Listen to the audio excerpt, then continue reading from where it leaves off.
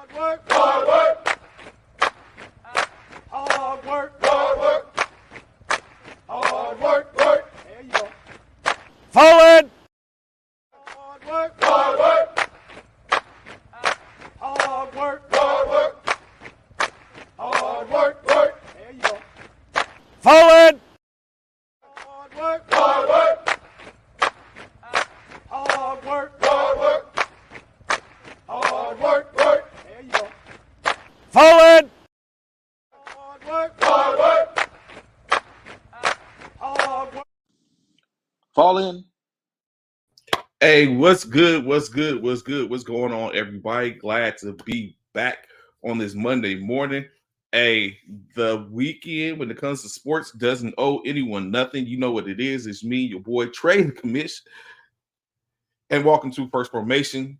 So come on and fall in as we get to talking about and engaging in reference to what's been popping, what's happening in the sports world. So first and foremost, I have to give a gracious adieu to all those that pulled up in San Antonio this past weekend to participate in the National Military Basketball Tournament. Coach Mike Richardson put on a pretty good event, excellent in what it came down to it, chock full of excitement. And hopefully we were able to get him on today or this afternoon or some point, him as well as this year's National Military Basketball Tournament champions, that being the Joint Base San Antonio Fort Sam Houston Rangers, coached by Coach Justin Johnson, as he was able to slay the dragon and put on, I ain't gonna say a clinic, but he did exactly what he set out to do. And what he said he was going to do when I first engaged with him and spoke with him. Now Nationals is a thing of the past, and they are the victors. And which could have went a whole different type of way when you look at it. As you look at it, if you were there or you caught some of the games that were streaming this weekend. But shout out to Fort Sam, as they are the victors. And now maybe, I don't know, I have to see what it'll be seen. So that's what's up. I you know, saying, shouts out, hats to him. I wish I would have been able to spend more time and do more for the tournament this year, but of course, when you be at these people's job, you ain't got no other choice but to take what you can get. But I was able to, in the building, to see a couple of people, Coach Paris, Coach Miller, Mason. So I was able to chop it up with a few. Coach Uriah, I didn't get a chance to speak to RJ. I seen him in passing, as well as Jazz, Coach Jazz, and some of the players. So always a gracious event. You see the camaraderie that happens at those events. Shout out to my man Claiborne. So yeah, so definitely was up from there. Ortega, a few people that I seen, Snow, Rough, like, you know what I'm saying, glad to see everyone this past weekend.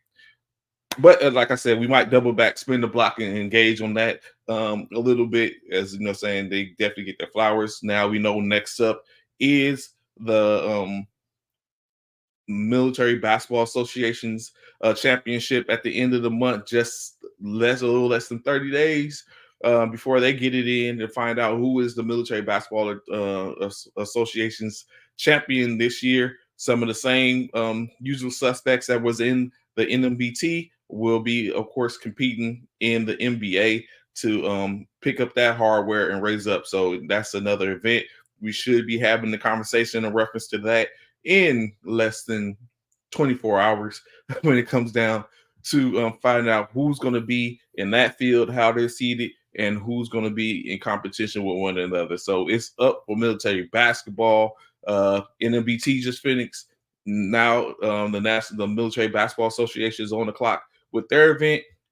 It's a gracious day for all those armed forces athletes, as I call them. That's what's up. Let's go. But in any case, prior to that, of course, it's been going on in NFL. MLB has its own situations going on. And then, of course, the NBA, as we know, the NBA has their own playoffs going on, in which I know a lot of the haters, I want to see where they at. I've seen Coach Paris the other day post And we need to check on our Laker fans. And then we blink, and then we live to fight another day. However, Phoenix is out of there, but we have to see what's going on with that. But like I said, there's been a lot going on that's happening when you look at the NBA. But you know what? I'm not going to even go there first. I like to sit up and talk about what has been going on in the NFL as they have just finished their own NFL draft, 7 rounds, 3 days in this completion, in which I honestly, in my personal opinion, what's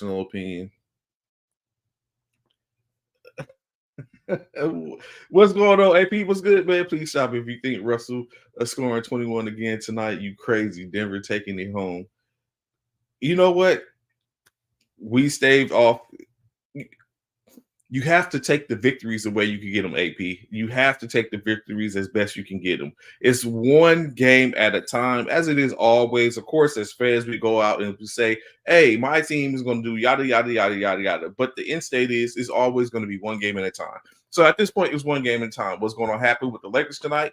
Either we're going to get another dub in Denver, or we're going to get sent home packing early. In which we'll see how it goes down. But we get an opportunity to see. We don't have to worry about saying that, oh, we've been swept and we're out. We're going to start our season earlier. No, we get a chance to see how it goes. D'Angelo Russell might show up again, or he doesn't show up again. Obviously, what we see is D'Angelo Russell is a key aspect of that. But you know what? I'm not going to get into all of that just yet, AP. But if you stick around, be around, we can chop it up and talk about it in a little bit when we spin back to this to the NBA. But like I was saying, in the NFL, they did their pick, and the biggest question is the Falcons draft Pink. So good point. That's a great point to start out, AP. Like you said, biggest question is why the Falcons drafted Penix Jr. so early in the draft. So a plethora of reasons. As I was chopping it up with my man DJ this weekend, who's a Falcons fan, who's been one for many of years. When you look at it, and I was talking to him, he was upset initially, but then you got to look at the lay of the land. What this guarantees is Penix Jr. to sit behind Kirk Cousins and the opportunity to kind of develop, honestly, to give him a chance to develop. And I asked the question to DJ. I was like, hey, do you think they could have got Penix at a later in the draft and got something that they probably more so needed? And he was like, he doesn't think he would have been there. So you look and take in consideration who was drafted after Penix. Bo Nix, JJ McCarthy, I believe it was drafted after Penix. Or before. I'd have to actually look and see. So in any case, would he have been around? Like, would the Vikings or the Broncos have taken Penix if Penix would have been available? And you have to take that into consideration. Would that have been the case? And so I think about it when you look at it. Could there have been a better selection for the Atlanta Falcons at that point? I don't know. Would it have? But taking Penix ensures that they have someone that can sit back and be developed behind Kirk Cousins, as well as if Kirk Cousins goes down, they probably have a what could have been a franchise quarterback drafted any other time. They have someone that probably could come in and play. So I don't think it was the worst of things. I know, of course, you want bigger things, but I definitely think it wasn't a bad draft. I mean, a bad pick. Even when you took in consideration they have $1 million quarterback, $100 million quarterback already in the fray. What's going on, CC? What's going on, brother? How you doing? What's up with it, man? I thought you was gonna be on them NBA. We on NFL. The Falcons did what they did, and they standing on business about it. If it's not gonna affect Kirk Cousins right now in this year. But it probably is. I mean, Kirk Cousins just missed the whole season. You don't know how healthy he's gonna be, and he's not a spring chicken. So I like the move of the Penix. I did too. I don't even know why they picked up Cousins if they was gonna do. But I do know why. You want a veteran. You got a team already that can win that division with Kirk Cousins. You can win that division with Kirk Cousins. Remember, Minnesota was winning the division when he was healthy. So you can win the division with Kirk Cousins, and then you can develop Michael Penix Jr. But at the same time, Michael Penix Jr., he not young either. Like, he 24, 20. He ready. I think he ready. I think the only thing you got to worry about is that being a setback to him, his mind state and all that different stuff. To go and play behind Kirk Cousins when he ready. Like at 20. Yeah, Purdy was what, 22? Yeah, his I mean, I'm just saying, like, his curve is a little bit different. You know what? It's something that you just said. Is Kirk Cousins better than advertised? Because you just simply said, you pointed out that since he went to Minnesota, he had them winning the division. Hey, I didn't say Super Bowl. I said division. Like, you know what he does when he get in the playoffs, man. Like, let's not get carried away. We've seen his playoff until you change your playoff narrative. That's what your playoff narrative is. You know, like it's the same thing with the Cowboys when they picked up Trey Lance, man. It's just for extra security because quarterbacks are getting injured left and right. So it don't hurt to have Penix Jr. ready. You saw what happened to Anthony Richardson, right? So Gardner Minshew was a good feeling. I'm just saying, like, you got to look at the climate. And as far as giving them fully guaranteed money, that's where it is right now. Like, you got $100 million guaranteed. I mean, you got to pay the market value for these quarterbacks right now, or else you won't have quarterbacks in your fold. At least decent ones, at least good ones, at least ones that, you know, like I said, Baker Mayfield proved that he can do something in that division. You don't know what the Saints are going to do long term, what quarterback solutions they got or whatever they coming with. And, you know, you ain't really got to worry. I don't know what the Panthers going to look like, but like the Falcons have a chance to, I think they would have a easier route to the playoffs. You know what I mean? And then from there, you just have to see what they do. But hey, you got to pay the full guarantee. Like that's where the contracts are now, with especially with quarterbacks. So you're asking for. So you got to give them what they're looking for, or you won't have a quarterback. So 6 quarterbacks drafted in the first 13. I don't get it. 14 straight offensive players, man. I mean, and not one was a running back, Trey. Not one was a running back. Not and no defensive play. First, I was like the first 14. I never seen anything like this draft right here. And so, a lot of quarterbacks.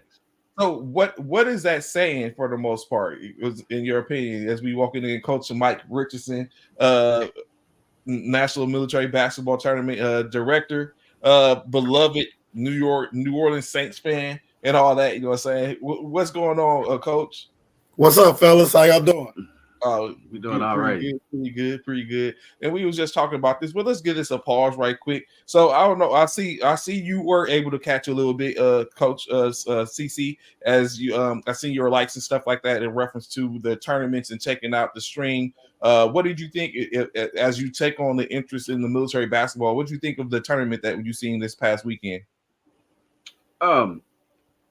Really, I was like the stream was kind of messed up a little bit. To me. Okay. So they put up a thing saying that they was gonna get it fixed. So once it got fixed, it was pretty good. What I like is the interviews. I like some of the interviews, but what I really like is the way everything's coming together, man. It's like how far it's come, right? Remember when y'all first brought me on and stuff? It was nowhere to find it. So now it's starting to become a big thing. And I get these things that say I'm like a #1 fan type thing. I get these badges. So it's pretty cool too. I get the badges. Good morning. Good morning, Dale. How you doing? Replacing running back and Marcus. So as we get Coach Richardson back, so we can talk about his event in the tournament this evening. But yeah, so what you was just saying, right? When you look at the offensive players being picked up, is that a testament, in your opinion? Is that a testament to okay, hold on. Let Coach see if Coach is back.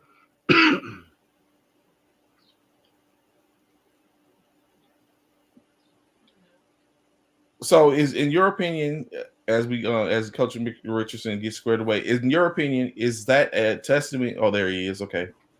All right, you back with us, Coach? Yeah, I'm having some problems hearing y'all. Okay. It's kind of breaking up. Okay. Can y'all hear me clear? Yes, sir. We can hear you perfectly fine. So 3 days, 4 if you count the icebreaker, everything like that. What I ain't gonna say how did you gauge, but what do you look at when you take in consideration this weekend's tournament over the course of the other tournaments? How do you sit up and see? Is it all the same? Do you continue? You feel like you get better and better at even the little nuances? What was your grade for the tournament this week? For the most part, this was our 15th year hosting the tournament, and this was the best one. It was most competitive. Everyone, all the teams that showed up, was phenomenal. And I know I get beat up quite a bit all year on the rankings. But the rank.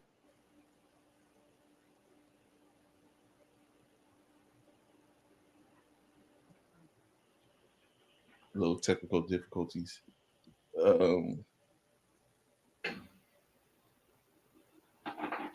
Just bring him back as soon as he comes up again. But yeah, so I know we playing checkers here and chess, but going back in because we got to keep the content going while Coach gets squared away. So, but I was going to ask the question: do you think that is a testament to what defenses are doing in the NFL? And they're drafting offensive weapons, presumably to make their teams better, or do you think that the defenses take the premium of a defense is starting to wane? Well, we see what defense is, right? I mean, you got to think about what you saw in the draft overall. The theme: quarterbacks were heavy, wide receivers were heavy, offensive line, and then next up was like the first defensive player off the board was an edge rusher. I mean, they come in with edge rusher and D tackles, like you know, third and fourth rounds. Then you start seeing the cornerbacks and all that go. So they tell you what's prioritized. Quarterbacks are prioritized. The pass rushers, those that sack the quarterback, are prioritized. So it just goes hand in hand that if it's a quarterback league, you need to get after the quarterbacks. I do believe the speed of the defenses are dictating some of the moves of some of these players when they pick an offensive. You know, the New England Patriots, they took 2 quarterbacks in the draft. Now that sounds like to me the Washington Redskins. I mean, excuse me, the old Washington Commanders regime. You know, when they took RG3 and then Kirk Cousins in the same draft, except they picked them both in the first round. But the Patriots did pick 2 quarterbacks in the first round, but they picked May and Milton. They picked up Milton from Tennessee. Joe Milton, the third. So you got to ask yourself, like, do you really, you know? And then they got Jacoby Brissett. So how they gonna make all those quarterbacks work, right? I mean, when you look at it, but you can't have enough in the fold right now. When we saw the 49ers had to try to make a Super Bowl run with 4 different quarterbacks. We saw Cleveland play 4 different quarterbacks. You know, we saw Joe Burrow go down. I mean, and then on the pass rush side, you see who winning. The Myles Garrett's are winning. You know what I mean? He a little bit older, but you take the what was his name? Cam Jordan and all them, man. Like, they make all their bread and butter by rushing the quarterback because it's a quarterback league right now. So you got to have a lot of pass rushers. All right, we got Coach Richardson back in the fray. So, Coach, you was basically saying that the competitiveness of the field this year was that more so in the last 15 years, where I was able to catch some of the games and see the different what was out there. I didn't get a chance to make it over to Warhorse. I mean, to check out the other gym to see what was going on there. But of course, CMB played over there a lot, and they ended up in the final 4.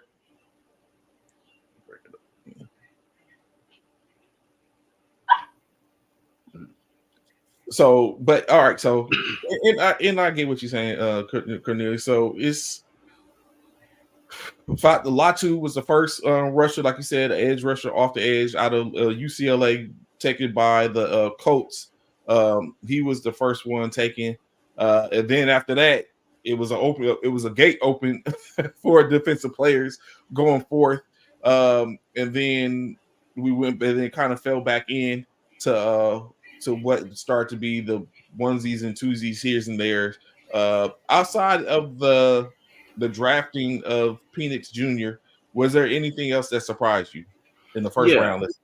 Yeah, the Commanders took. Okay, so the Commanders took Jaden Daniels. I'm not sure. Dan,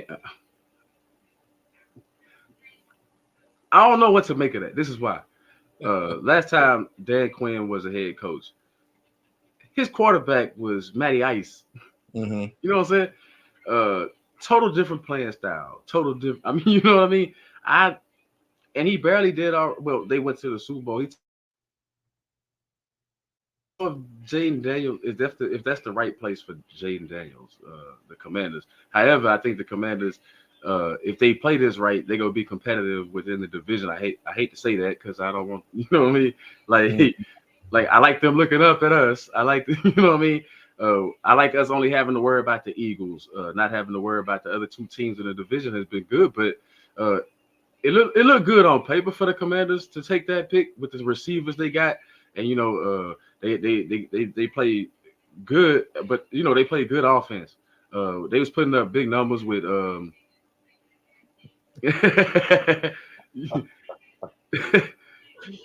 they played good with they played good with Sam Howell, so I think they're gonna be all right overall with Jane Daniels, but like I said, I don't know. It can go either way because they rebuilding as far as management and stuff and coaching. So I hope Jaden Daniels don't suffer because of that. And I hope what I hope for, even for Caleb Williams, all these quarterbacks, right, that's drafted in the first round, that they don't go in and they don't fall into positions where it's going to be detrimental to their careers, right? When you get a chance to step in, especially for quarterbacks of color, when you already have certain ridicules and things in that nature. Of course, they're the ones that are getting drafted earlier, but of course, they also get the harshest ridicule when it comes down to what they do if they're not successful, right? So I will hope for that it doesn't turn into that, as well as like I just said, 6 quarterbacks in the first round. Like all these teams have quarterbacks on their squad, on their rosters, right? Some we know, we can say we know. We ain't gonna say their household names, but we can say that we know who the quarterback is. But to simply take 6 quarterbacks within the first 15 picks of the 14 picks in the first round, it was all these team quarterback need. Like, of course, we know Drake May, was picked up by the New England Patriots. Caleb Williams was picked up first round overall, first pick by the Chicago Bears. We just mentioned Jaden Daniels picked up by LSU. Picked up Jaden Daniels out of SSU, picked up by the Commanders. Michael Penix Jr., which we said the Broncos took Bo Nix. So you was just saying that, okay? You was just saying that Michael Penix already a little older because because of his years spent. Same for Bo Nix, and minus the injuries. Do you think that Bo Nix is a ready quarterback, and will we see? Do you think he'll be the starter at the beginning of the season? I think he got a good chance to be the starter. But if you think like Sean Payton, then he probably gonna have it's gonna be a battle for the quarterback spot. Whatever quarterbacks he got in the fold, but Bo Nix, I think they got high hopes for Bo Nix because of his age and because of his maturity. And we saw how he grew. We saw how he grew at Oregon, man. Like he was he was at Auburn before, I believe, but like he played pretty good there. But man, he was sensational at Oregon. He was a whole different, the games between him and Penix Jr. Those were some of the best college games slated on the schedule. Those Ducks against the Washington Huskies. That was good ball. Like that was good ball to watch. Especially that first game number 1, where it was going back and forth. Neither quarterback really made a mistake to put their team out of it. It just came down to neither team defense could get a stop, so who had the ball last. But I like Denver taking Bo Nix, but I think they still need a veteran in the fold. And then, of course, you have who not many people are talking about, the other quarterback drafted during that time frame. J.J. McCarthy picked up by the Minnesota Vikings. Minnesota moved up to get J.J. Being and coming off of a season where you won the national championship, Your former coach has went ahead and become, now he is a head coach himself back in the NFL. What do you think is there any upside to JJ McCarthy? Is the table set? Because we know he's competing against Sam Darnold for the most part. Another top draft pick some years ago. Is the table set for JJ? It should be, right? But here's the thing. We don't know what you're gonna get out of JJ, but I'm gonna put it out there. If it was any big winner in this draft, folks, it was JJ McCarthy. If we want to talk who won, he won. Hands down. He got a chance to be a starter, and I think okay, I'm gonna put this out there. If you come in and you just drafted in the first round as a quarterback and you go into Minnesota, Kirk Cousins is gone. They bring in Sam Darnold. If you can't beat Sam Darnold out for the job, then you ain't ready. I'm just gonna put that out there. I'm just gonna if you can't Sam Darnold, Mr. I see ghosts. If you he could never start for me, Trey. I don't even know why he on the team. He could never start for me, man. Like after that comment, I'm sorry, people. Certain things follow you forever. Like the butt fumble followed Mark Sanchez. Some like a couple of other plays, like Dak not getting over the hump follows him every time we talk Cowboys. We talk about can he win in the playoffs. Certain things with Kirk Cousins. Certain things follow you, and let me tell you. That to me always follows me about Sam Darnold, man. Maybe he's matured past that, and maybe maybe he'll get better offense. But I have no belief in Sam Darnold. So I think McCarthy, if you come in and you show an inkling of potential, that's your job. So looking at it, right,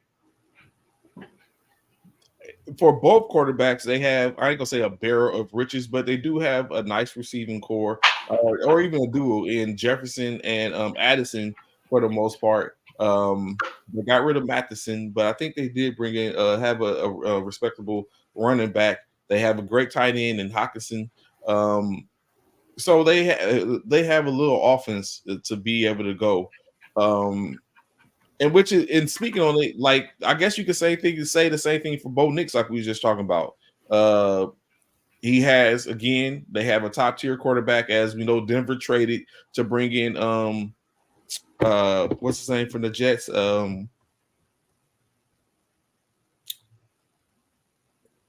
don't know why his name slips me at this time. Zach Wilson. Zach Wilson, yes. They brought Zach to bring in Zach. He's there now. They already.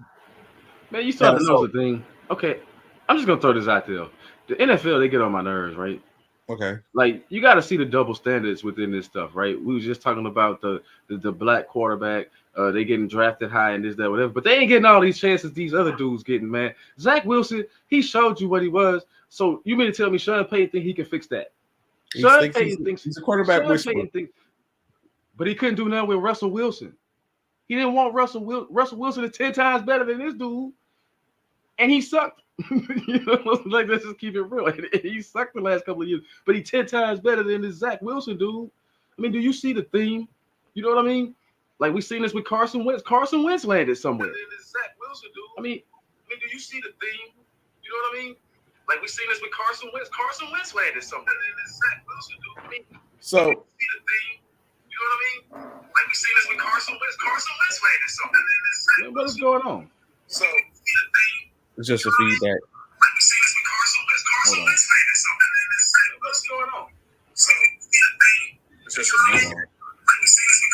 My feedback? Yeah. What's going on? Hold on. My feedback? Yeah.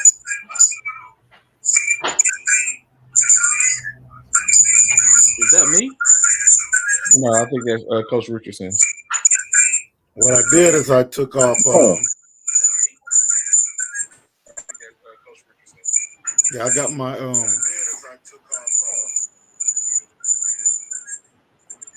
I got y'all on my phone.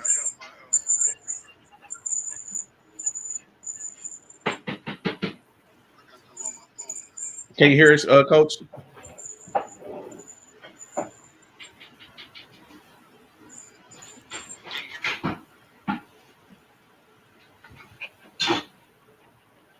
He muted.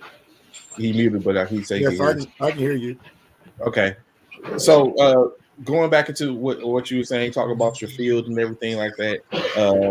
As we know, if those who were that tuned in, if they don't know or not, the National Military Basketball Tournament was held this past weekend, in which the 16 teams ascended on San Antonio to compete for a coveted national title. In which Coach Richardson, as he dropped off, as he tried to get his everything up and running, were able to put together a pretty good field. We had the selection show earlier in the month, in which earlier last month, I'm sorry, in which they were able to go back and forth, and some of the players were able to talk and debate on their team being, but only one team was able to say that they did what they needed to do, and that being the Joint Base San Antonio Fort Sam Houston Rangers was able to hold up the trophy at the end of it.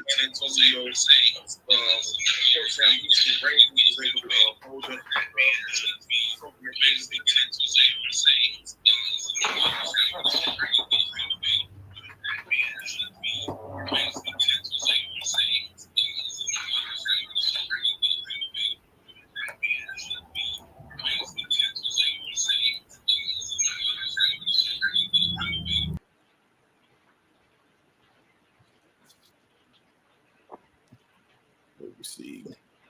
I was gonna say where we at. But I see. I'm just gonna say this out there, Anthony. The Commanders looking tough.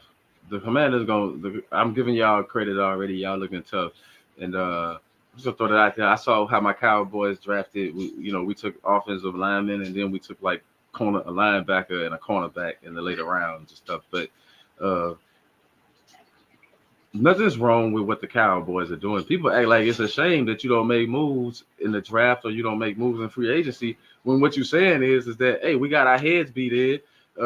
Maybe that's gonna be some fuel in the fire. Let your team grow together. Let the core of your team. Plus, you gotta pay CeeDee Lamb, Michael Parsons, and Dak somehow. You gotta, Dak being the least that you should worry about since he got an extra year. But we know where the markets and stuff are. If you're trying to keep a team together and make a team grow together, you got to take the lumps and bruises. Like, nobody's mad. The Lions didn't make a whole lot of moves. You know what I mean? Like, the 49ers didn't make a whole lot of moves. You know what I'm saying? Like, certain teams didn't make a whole, like the Eagles, they always go. We see the Eagles going crazy, but has it got them a Super Bowl?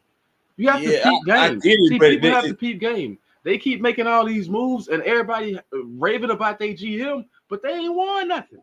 So what is it worth? What is it worth? You ain't won nothing. So in the case of the Eagles, although yes, the Eagles are habitual move makers, right? But when you look at it, those are some scary moves that look like, hey, they're preparing, like they're retooling, in my opinion. They are. That's what they've been good at this. But like I said, has it paid? They've made it to a Super Bowl, but have they won a Super Bowl? Has it won them a champion? Has it netted them until it nets them a championship? It just looks good. You know what I mean? It looks good. It's like, yeah, you setting yourself up, you getting these players, but you haven't won anything. So therefore, you still in the same pile as the rest of us. You know what I'm saying? Trying to figure it out. Like making all those big moves ain't really yielded. It ain't yielded no fruit. They made moves last season too, remember? And they barely, they didn't even win the division. Like, they should have started the division with all the moves they made and the talent that they got, but we know they came up short. Who won the division? We won the division. Like, we got our heads beat in the playoffs, but nothing's wrong with teams growing together. Like you see it in the NBA, they letting these young players grow together. I mean, that's what you're supposed to do. Like, you bring in players, you ain't supposed to be trading every year and getting rid of players. No, you got to build something. How do you build a dynasty? You keep a core together. You keep certain, either whether it's coaches and personnel or certain players, groups of players together. Mm-hmm. So, of course, like he was just saying, the Dallas Cowboys took Tyler Guyton, offensive tackle out of Oklahoma, with their first pick, as they traded back 4 spots 5 spots within it all. End up picking up who they wanted. Obviously, of course, I guess they see that tackle was a needed position, especially when didn't y'all lose? We lost Tyron Smith. Yeah, lost Tyron Smith. And what's his name? Zach Martin getting up there in age too. That's why we went after the guard. That's why we went after the guards and stuff. Like we need an offensive line. And they was junk last year. I guess you're going to need, because now seemingly the Cowboys are going to a running back by committee type thing where they're going to have exclusive displaying of Ezekiel Elliott as he's expected to re-sign, coming back into the fold. Donald, who was there, because we know Rico is in the fold. Vaughn is still there, so it looks to be that's going to be some of the main efforts in which you're going to do. I'm glad we got rid of Tony Pollard. I'm glad Tony Pollard decided to leave. Really? Man, you saw the effort. Like, he put up major effort when he was running behind Zeke. Did he put maximum effort last year? If that was maximum effort, I don't ever want to see, like, we saw him do better than that when he was backup. Like, for real, I just think that he got the franchise tag, he got a little paper. All of a sudden, he wearing ascots. What do they call ascots? Ascots. You know what I'm saying? Okay, you coming in, for real, you coming in with the ripped shirts and stuff. You ready, right? You get a little paper, all of a sudden, you got a tablecloth tied around your neck. Get out of here, man. Additionally, let's talk about the Las Vegas Raiders. I'm sure, I would like to believe, although I think they do have a good quarterback that they brought in, but I like to believe that they probably wanted a quarterback in the first round, and all the quarterbacks was gone by the time they got to them. So they probably took what was probably one of the better offensive threats in Brock Bauer. But do you think that was a good? Is it going to be key ideal situation, especially when they got Mayer? So, or are they loaded up to switch the offense and kill with 2 tight ends? I think that's what their goal is. Their goal is to give their quarterbacks. I think they got Minshew. Yes, it's to give them multiple targets. I mean, you got Adams. You got some receivers. You got some receivers. Now you got a tight end like to replace Waller or whatever. You know what I'm saying? Like, you can fill that gap with the Bowers. And it gives you. I don't fault the Raiders for doing what they did, because they weren't going to get a quarterback in this draft unless they traded. You got to give away the farm, so to speak, in order to get into that trade. Or give away a lot of massive picks where you needed help elsewhere. So I think they did the right thing for them. And plus, it's rumors swirling around that TB might want to come back late in the season if they doing it. I'm pretty sure if they try to make a run or something, you might get Tom Brady. I don't know how good this gonna work out for you, but I'm just saying, stranger things have happened. So I like what Pierce is doing. Like, we know that they're gonna pride themselves on getting back to playing defense and having the offense be a complementary piece. But they always had a running game. I think the Raiders, they're gonna be all right with the Bowers move. What do you think about the Xavier Worthy move in Kansas City?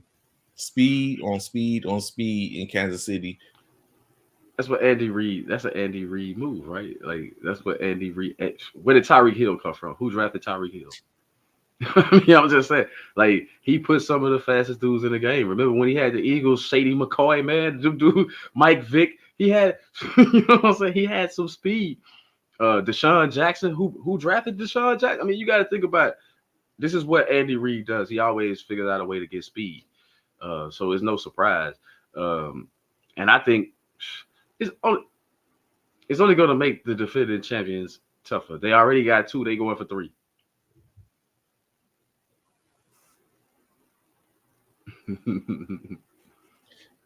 49ers pick up Ricky Parasol.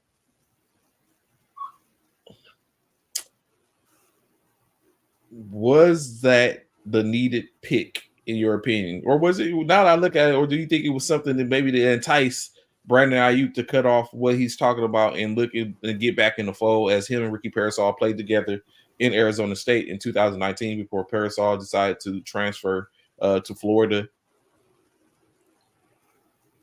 What did you think about that pick, particularly for the first round?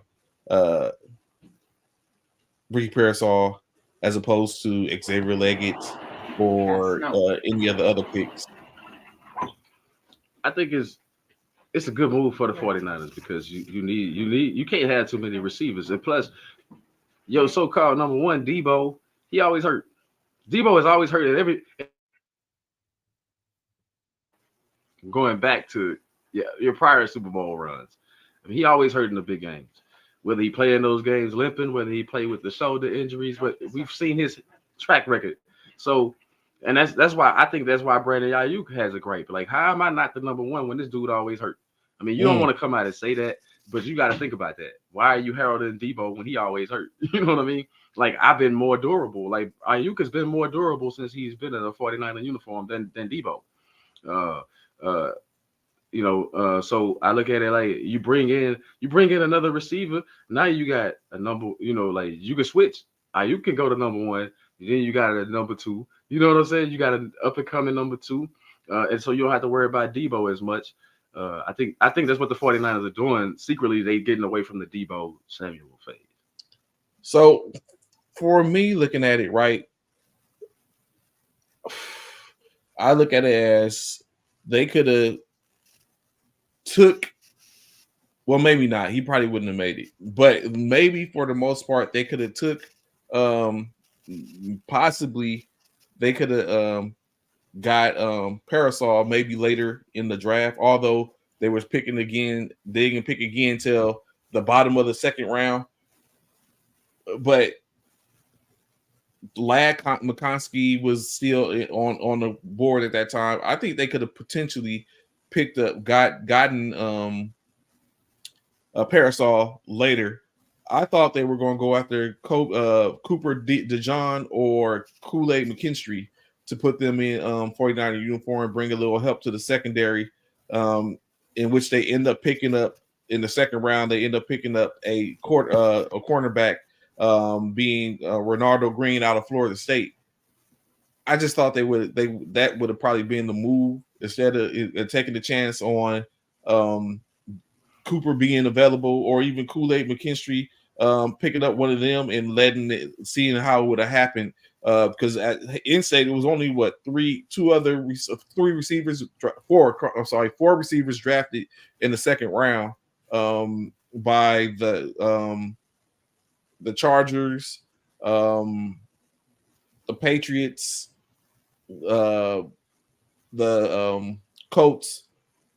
Took receivers all in the second round. I thought he could have probably made it and got there to where we could have picked up a bigger priority in at the cornerback position and move forward. Instead, of course, it would, which I'm not mad. I just would have preferred Cooper or Kool-Aid McKinstry for the 49ers. So you the lone fan that would have preferred that. Like, so they doing all right. So that means they did all right in the draft. If you the lone fan that was thinking, I mean, I'm just saying, like, 49ers, what more? I'm not feeling no sympathy for their picks. Like y'all been pretty much dominating in the NFC. Like, you know what I'm saying? Like, but y'all always right there in the NFC Championship game. So what is, what is it to complain about? Like, we know that y'all gonna handle business. I don't think that's gonna be us this year. I think we're gonna get to the Super Bowl. I just don't think it's gonna be that easy of a trek this year as it was last year. I understand getting Brock Purdy more weapons for the most part, and bringing in. Of course, we got to take into consideration the people that get pulled up after the draft is over. Tyreek Owens is brought into the fray. So I see them getting him weapons or whatever case like that, but I still believe defense is an all-out premium. Like defense is gonna be defense in this league, man. Like, there's only so much the defense can do. You got to beef up your offense because you got to look at it realistically. If your defense can get one or two stops, your offense got to capitalize and put points on the board. I mean, that's the theme of the league lately, is that you got to have the offense. Like, we saw what in the playoffs last year. It was one or two good defensive games, like, and I think they both involve Kansas City. You know what I mean? Like the Kansas City and Baltimore game and the Kansas City and Miami game, right? Like what Kansas City did to Miami was unbelievable because they had all that offense, right? But what I'm saying is that was rare. Everything else, you got to put points on the board. You guys against Detroit had to make the comeback, and you had to do what? Put points on the board. You couldn't have done that with just defense playing and no offense, right? If we had defense, we would have been in that position. But here's the thing. I mean, I feel you on that too. But at the same time, that's just what the league is. The more we know, the more focus is on the offensive side of the ball and not defense like it was before. You ain't gonna have too many more shutouts, and that's gone. Like your hopes now is the whole team's to 10 points, right? Like a 17, I think of what 17 points is the average or whatever, 16 points or something. So yeah, it's gonna be, like that's the best you can get now on the defensive side. So you got to look offense. So the Chicago Bears, we know, picked up the number 1 draft overall, being Caleb Williams, 6'1", 214 pounds, out of USC, former Heisman Trophy winner. What did you think about their draft overall? Their draft, where they got Rome Aduzing, Kieran Abendija from the offensive tackle, Torrey Taylor, the punter out of Iowa, and Austin Booker, the edge rusher out of Kansas. Along with everything they already have in the fold, I think Chicago did well. I don't like it. I think they're going to ruin Caleb Williams' career early on. I'm serious. I think it's going to be you see what they just did to the last quarterback, man. I wouldn't even want to go there. It's like quarterback hell. It's like forget purgatory. You go straight to quarterback hell when you go to Chicago until they change that theme. I'm not saying they can't change that.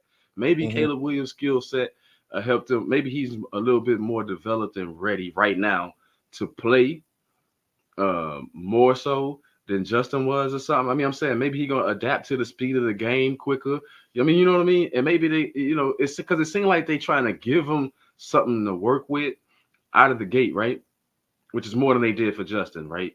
But it seemed like they trying to give Caleb something to work. But Chicago is just notorious for not doing well with these quarterbacks, man. What I'm saying? Like they had a little bit of success with Mitch Trubisky, which was the only time he was hot, right? Like that was the only time Mitch Trubisky was hot his first couple of years in the league. So maybe Caleb changes that whole thing around changes the Bears franchise. It's gonna take a special. Is he that special though? Because it's gonna take a special quarterback you got all the pressure, not just the pressure of the team, but you got the pressure of the whole city on you. Like Chicago dying for a quarterback, and everybody you see. Caleb Williams, when he got drafted, you see his jersey became number 1, overtook Caitlin Clark. You know what I'm saying? It overtook Caitlin Clark's Indiana Fever jerseys or whatever. So that's telling you right there that Chicago fans have bought in, man. They ready. You know what I mean? I just hope it don't end up being disappointing for them because we've seen this movie over and over and over for them. So looking at going back and taking a little look at your Dallas Cowboys, 8 selections. A very heavy defensive laden collection, minus, like you said, the offensive guard and offensive tackle in BB, Thomas, Guyton, and then of course 1 receiver being Ryan Flournoy out of Southern Missouri State. What did you think about Marshawn Nealon and Maurice Lafayette being drafted within the top 3 rounds, being a linebacker or edge rusher? Do you think that improves your defense with those players? We needed a linebacker. Van Der Esch gone. He ain't coming back. We had a safety filling that spot when Van Der Esch went down. So now you got a linebacker. I think the linebacker is going to be more important. As far as, like I said, you got to have edge rushers. You got to have pass rushers. But I think D. Lawrence is getting a little bit older. So maybe you split time now or whatever. But, are you going to let what position under this new defensive regime, what what position is Parsons playing? Are they still talking about outside linebacker? Or are they gonna just let him put his, you know what I'm saying? Are they gonna just put his fingers in the ground and go get him? You know what I'm saying? Are they gonna let him get a 3-point stance and go get the quarterback this year? I mean, it just depends. Are they gonna keep bouncing him around, doing all that BS that they've been doing? It just depends on the philosophy. But I think it's a good move. I think Jerry's never had a problem with the draft. He always draft pretty good players. Like when is Jerry? Like in recent years, when has Jerry missed the mark? I can't think of the last time he missed the mark in a draft. Like he normally know what he's doing. I guess we'll see. In which now we know why they went with not drafting. Presumably, we know why they went without drafting a running back because they brought Ezekiel Elliott back into the fold. Or as a Cowboy fan, do you agree with that, or are you against it? Well, I think it's for Zeke's benefit, but I also think it's short yardage. I mean, we got killed last year. We couldn't pick up 1 yard or 2 yards with Pollard. We couldn't, and Dowdle, you know, like we couldn't get simple yards. So, you know, like I think that's what we need Zeke for. Like, you know, and then we struggled in the red zone. We was pretty good in the red zone, you know, years prior with Zeke. So bring Zeke back. Maybe we get back good in the red zone. Now, when you look at legacy players, right? Do you think it's if you were a Hall of Fame player for a team and you had your own offspring that was available to that team, would you take anything personal if said team did not draft your legacy? No. I mean, it's not personal, it's business. How could you take that personally? It's business. Tariq Owens, like you said, Terrell Owens' son, was the only legacy player that was in the draft that was taken by the 49ers. Of course, he wasn't drafted. However, he was picked up as an undrafted free agent in which he was brought into the fold. We know Brandon Rice was drafted by the Los Angeles Chargers in the 6th round, I believe it was. So he's over there, and I'm not sure where Frank Gore. Let me see where Frank Gore Jr. might have went, if he went anywhere, if he was picked up. And then, of course, Sneaky picked that Rice guy, man. Watch out for that Rice guy. He's in a good position with a good coach. With Harbaugh, that's what I'm saying. Like, watch out for that Rice guy. And that's probably a value. That's probably Brendan Rice could presumably maybe be this year's Puka Nacua. Mm-hmm. And plus, he got a good quarterback. Like, so it'll all play out and come out once it's all said. So, after this draft, do you think anyone gotten presumably better to where their fortunes are changed on paper? I mean, it's on paper. We know. Do you think ideally does Kansas City hold the throne? Does Chicago make themselves better? Has Philadelphia, just as we talked about earlier, have they done enough to maybe make them where they're going to be the dominant team in not just the NFC East, but the NFC overall? Does San Francisco put themselves to stay relevant? So what do you think the draft has done for all those teams? Well, I think like I said, the player I think that won was JJ McCarthy, but overall I think the teams that won in this draft, man, we saw what the Texans did, right? And then we saw they draft. Like the Texans are for real. As the young people say these days, the Texans are standing on business, man. Like they not playing, so you got to watch them. I think they trying to make themselves real contenders, like not just a playoff. You know what I mean? Like, but real contenders. And if you in the AFC South, you gotta say, man, they making some moves. Like, you know what I mean?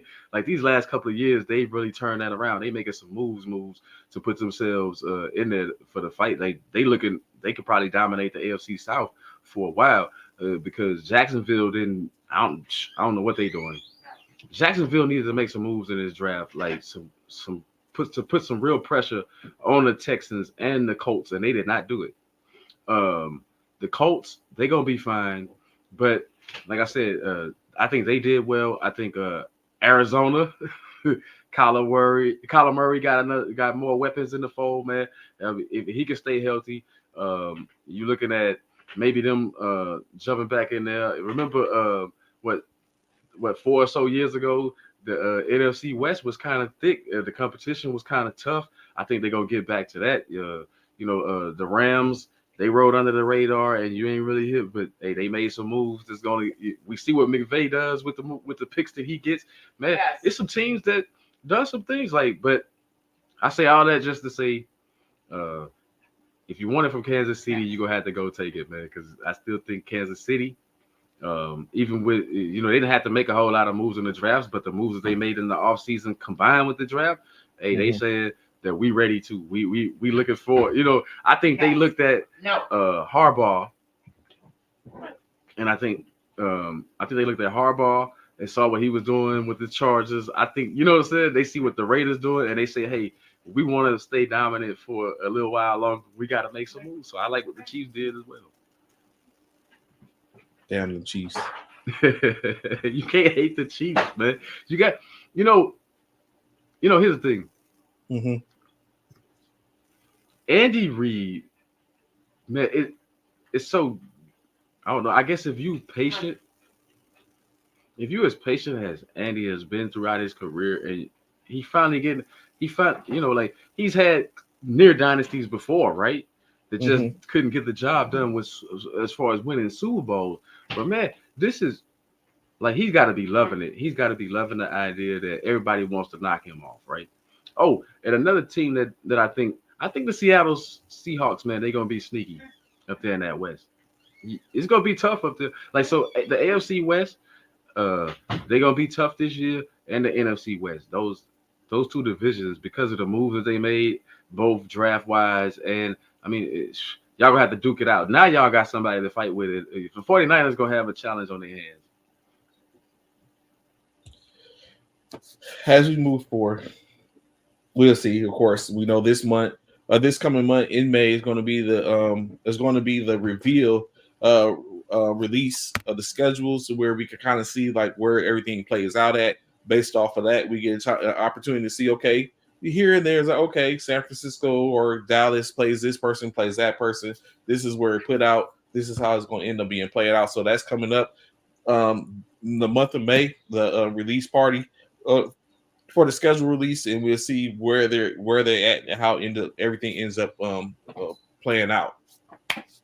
So moving on, as you were talking about where the hotness is right now, the hardwood has it going. As I was engaged in a conversation when we first came on, I told Anthony Price if he's still on that, we'll be able to talk about it a little bit.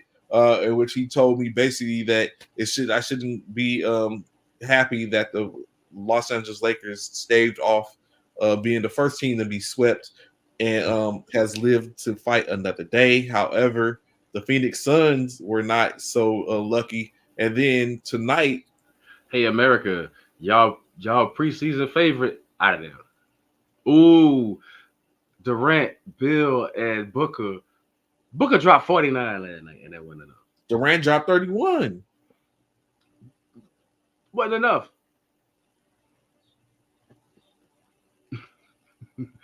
What does that tell you? It's not enough. So Durant, it's time for Durant to take his ball and go home. So I won't say that yet, but definitely what we did. It's definitely time. It's time. It's time. So what I feel like we did see is that they had no chemistry whatsoever. They had the lowest plus or minus of a trio at minus 51. Like they had no chemistry. It didn't work out. The project didn't work for the most part due to the fact of they weren't together enough time, in which we have seen, just like we talked about when Bosh, Wade, and LeBron teamed up in Miami. It didn't look too promising initially because the chemistry wasn't there. Well, as they built as a team, they was able to play together. It made a difference. They had some key players that was coming off the bench that made a difference, in which it all ended up playing out in their favor. I think it's going to have to be the same, but it's going to be hard for Phoenix due to the fact of they ain't got no money They ain't got no assets and picks. But this is what happens to teams, Trey. This is what happened to teams when they went all in and they were in the finals. Mm-hmm. They were in. Remember, not long ago they were in the finals. They went all in. This is what happens. That's the decline of the teams. The losing team in the finals, right? Like, hey, you went all in to try to win a championship. These are the repercussions of that. Like, and then you still trying to have something. You still trying to have something in the fold. Like the names on the jerseys don't match. Okay, the names on the jersey ain't got nothing to do with the heart, man. And it's like KD, great guy, man. He can hoop. That's all he can do. That's why all he wants to do is hoop. He's not a motivator. He's not a game changer. He just does the same thing over and over. Like, he gonna get you 27 to 30 points. I think he averaged 27 for his career. He gonna get you 27 points a night. Everybody know that. But he's not gonna do none of the dirty work. Get you a rebound when you need one, a block shot when you need one, a steal when you need one. All the other things that come with basketball. You know what I'm saying? He's not gonna make the game-winning pass even. He's not a playmaker. He's never been this. That's why he was so timid in OKC. Russell Westbrook ran him out of his house. You know what I'm saying? He was there before Russell Westbrook. Russell Westbrook ran him out of. Draymond Green ran him out of. You know what I'm saying? I mean, come on, man. Let's just keep it real. You know what I'm saying? Let's just keep it real. This dude is not that guy. That's why he always want to team up with all these other players. Everybody talk about LeBron needing all this stuff. KD needs a whole lot to hold his 10 up, man, because he's timid. He ain't got nothing else on it. You know what I'm saying? I ain't gonna repeat what Draymond called him, but stuff like that. But all that kind of stuff, I don't want to talk about the man character, but as far as a basketball player, it's starting to ring true. Like those things that Draymond was saying, and that other players that Westbrook said at first when they first broke up, those things are starting to ring true about KD, man, because he ain't been nothing since he left the Warriors. He can't carry a team. So stop leaning on him to carry a team. I told you that was Booker's team. Booker should have been took over and said, get in the backseat because that's where you belong, and let's go try to win a championship. Like, for real, you keep deferring to this guy. I think Kyrie learned that. You know what I'm saying? That's why Kyrie didn't have a problem. Kyrie didn't have a problem. They came together. Kyrie didn't have a problem leaving. When Kyrie left, he didn't say, oh, man, I left my man hanging. You feel what I'm saying? Oh, I feel bad for KD. I'm just saying. Like, you got to look at it, people. Stop saying that this guy is this. He's a good shooter. He's one of the best scorers you ever seen, but that's it. He brings nothing else to the table. He's not a leader in the locker room. He's not. I mean, for real, KD, it's time. That's why I say it's time for him to take his ball and go home. You know what? He need to take his ball and go down to Miami and hook up with Jimmy Butler and go win you one more. Because they need another scorer. The Miami Heat need a for sure scorer that could get a bucket over and over. So KD, if you get a chance to sit down with Jimmy Bucket somewhere or Eric Spoelstra or something, I mean, I know he under contract. I mean, you can't tap. I'm just saying, work that out. Go somewhere where you got a dog already. You feel what I'm saying? Jimmy Butler, you got a leader. Go there, fall in line, and win you a championship or two. That's my advice. So looking at it, right, as we go through the field, the Thunder are up 3-0 with our opportunity to close the deal tonight. The Clippers were able to tie it and avoid being down 3-1 with their situation against the Mavericks. The Timberwolves, as we just said, knocked off the Phoenix Suns last night. 4-0. How good are they, man? That defense. I don't know. My question, the post I put up last night was Minnesota. Man, how would they fare against Denver? Like, the best offensive team when execution is darn near flawless when they get it going. Just ask the Lakers all them comebacks. You know what I'm saying? like the execution of Denver versus that defense, man, I think they second and third, so that's the next round. That'll be the next round. They'll hit in the second round, Denver and Minnesota. Yeah, if Denver is Man, able to dispatch the Lakers. Ain't no if Denver, man. That's If Denver it's is over. able to dispatch the Lakers, then It is yes, over. second round. It is. Oh, Denver felt so bad they gave him a game because they came back on him again. Yeah. Stop it! They came back on him again. And they came. They was coming back in that game again, man. And it was like, yo. And then the old man had to go back. And I'm gonna put this out there for y'all Laker fans. Y'all keep blaming D'Lo. Y'all blame AD. None of y'all look at the fact that y'all king is not a king no more. Y'all king, it's almost over for him. Well, Let's just be real. Stop it, man. Y'all had leads in every game. See, this is why LeBron. This is why you can never mention LeBron's name with Michael Jordan's name right here. And I think your boy Bishop said that. I was about to say you sound like Bishop. I was just about to say you sound like Bishop. It is right here. It's the truth. Like, look, you've had double-digit leads in every game. Close it out in the fourth quarter. That's what all you got to do is close. You can't close them out and win by 1 point. You can't win by 2 points. Y'all giving up these leads every time. You blaming D'Lo. You blaming AD. AD done brought his game. And then they say this dude got the best. They say LeBron James got the best basketball IQ they ever seen. I said that's the dumbest thing I ever heard. Because why he ain't saying, hey, why he ain't in the huddle saying, hey, he got a lot of say on that team. Why he ain't saying, hey, 3 quarters, we done rolled AD killing them. Fourth quarter, y'all don't even get a man the ball. If he got such a good IQ, give me the ball so I can give it to AD right now. You know what I'm saying? Like, for real, what are you doing? You're not playing winning. And Darvin Ham, I'm not changing my lineup. You better do something. You better do something. I'm just saying. It's a bunch of junk over there in LA, and I'm sick of it. I'm sick of everybody just giving LeBron a pass. Like, for real, LeBron, close them games out, man. Ain't no way you got a double-digit lead in every game. You finally won one. You won one. You know what I mean? So it's like this series should be different. Y'all should be the ones sweeping them. Denver playing with y'all, man, and they gonna beat y'all. It's over in 5 because now they gonna just beat y'all. Like, for real, like the old man gave you the one game that he can win. I mean, I'm not putting all the pressure on LeBron, but what I'm saying is that you blame D'Lo, and then I saw Stephen A. and all them people ranting and raving about D'Lo sitting there, whatever he was doing, playing on his phone, whatever, when they was in the huddle, whatever he was doing. I don't know, eating, whatever he was doing, but he wasn't in the huddle. And it was like, LeBron James should not put up. Did LeBron set the precedence when he did that in preseason? The same thing. Wasn't in the huddle, sitting there doing. So D'Lo just doing it now in the playoffs. What is it about, for real, what is it about LeBron that a lot of these dudes don't want to play with him? Kyrie left him. I mean, for real, you got to think about LeBron's track record, man. A lot of these players don't want to play with him. Like, DeMar DeRozan, all them said, no, we're not even. Oh, LeBron in LA, I'm not even going. I go to Chicago. You know what I'm saying? Like, I mean, I'm just saying, man.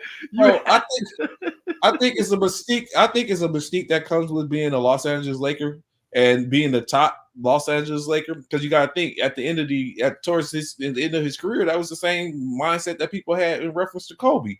No one wanted to go play with Kobe. Like, no, they cheered for Kobe.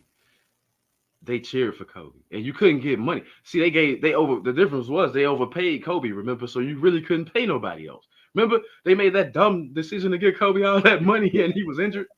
I mean, you feel what I'm saying? So that hurt the caliber of players that you could bring. What I'm saying is that Trey, it's a whole different. It's got nothing to do with the Laker uniform. This is D'Lo. He know it's a show. That's why he did what he did. Don't you see what I'm saying? Like, yo, you did this in preseason. I wish Bron would come over here and say something to me. We're gonna bring up the footage from and everybody was cool with it. He's LeBron. He can do. I guess he gotta get his protein. He gotta eat this, that, whatever. D'Lo do it. They say, oh, I can't believe LeBron's putting up with stuff. Like, man, get out of here. LeBron did the same thing. Like, and D'Lo not worried. They not scared of LeBron. That's the thing, is that his teammates, they don't look interested in playing with him at this point. I think D'Lo gave up on LeBron. I don't think he gave up on the team. I just don't think he want to play with LeBron. So what I would say is, for the most part, as a Laker fan, I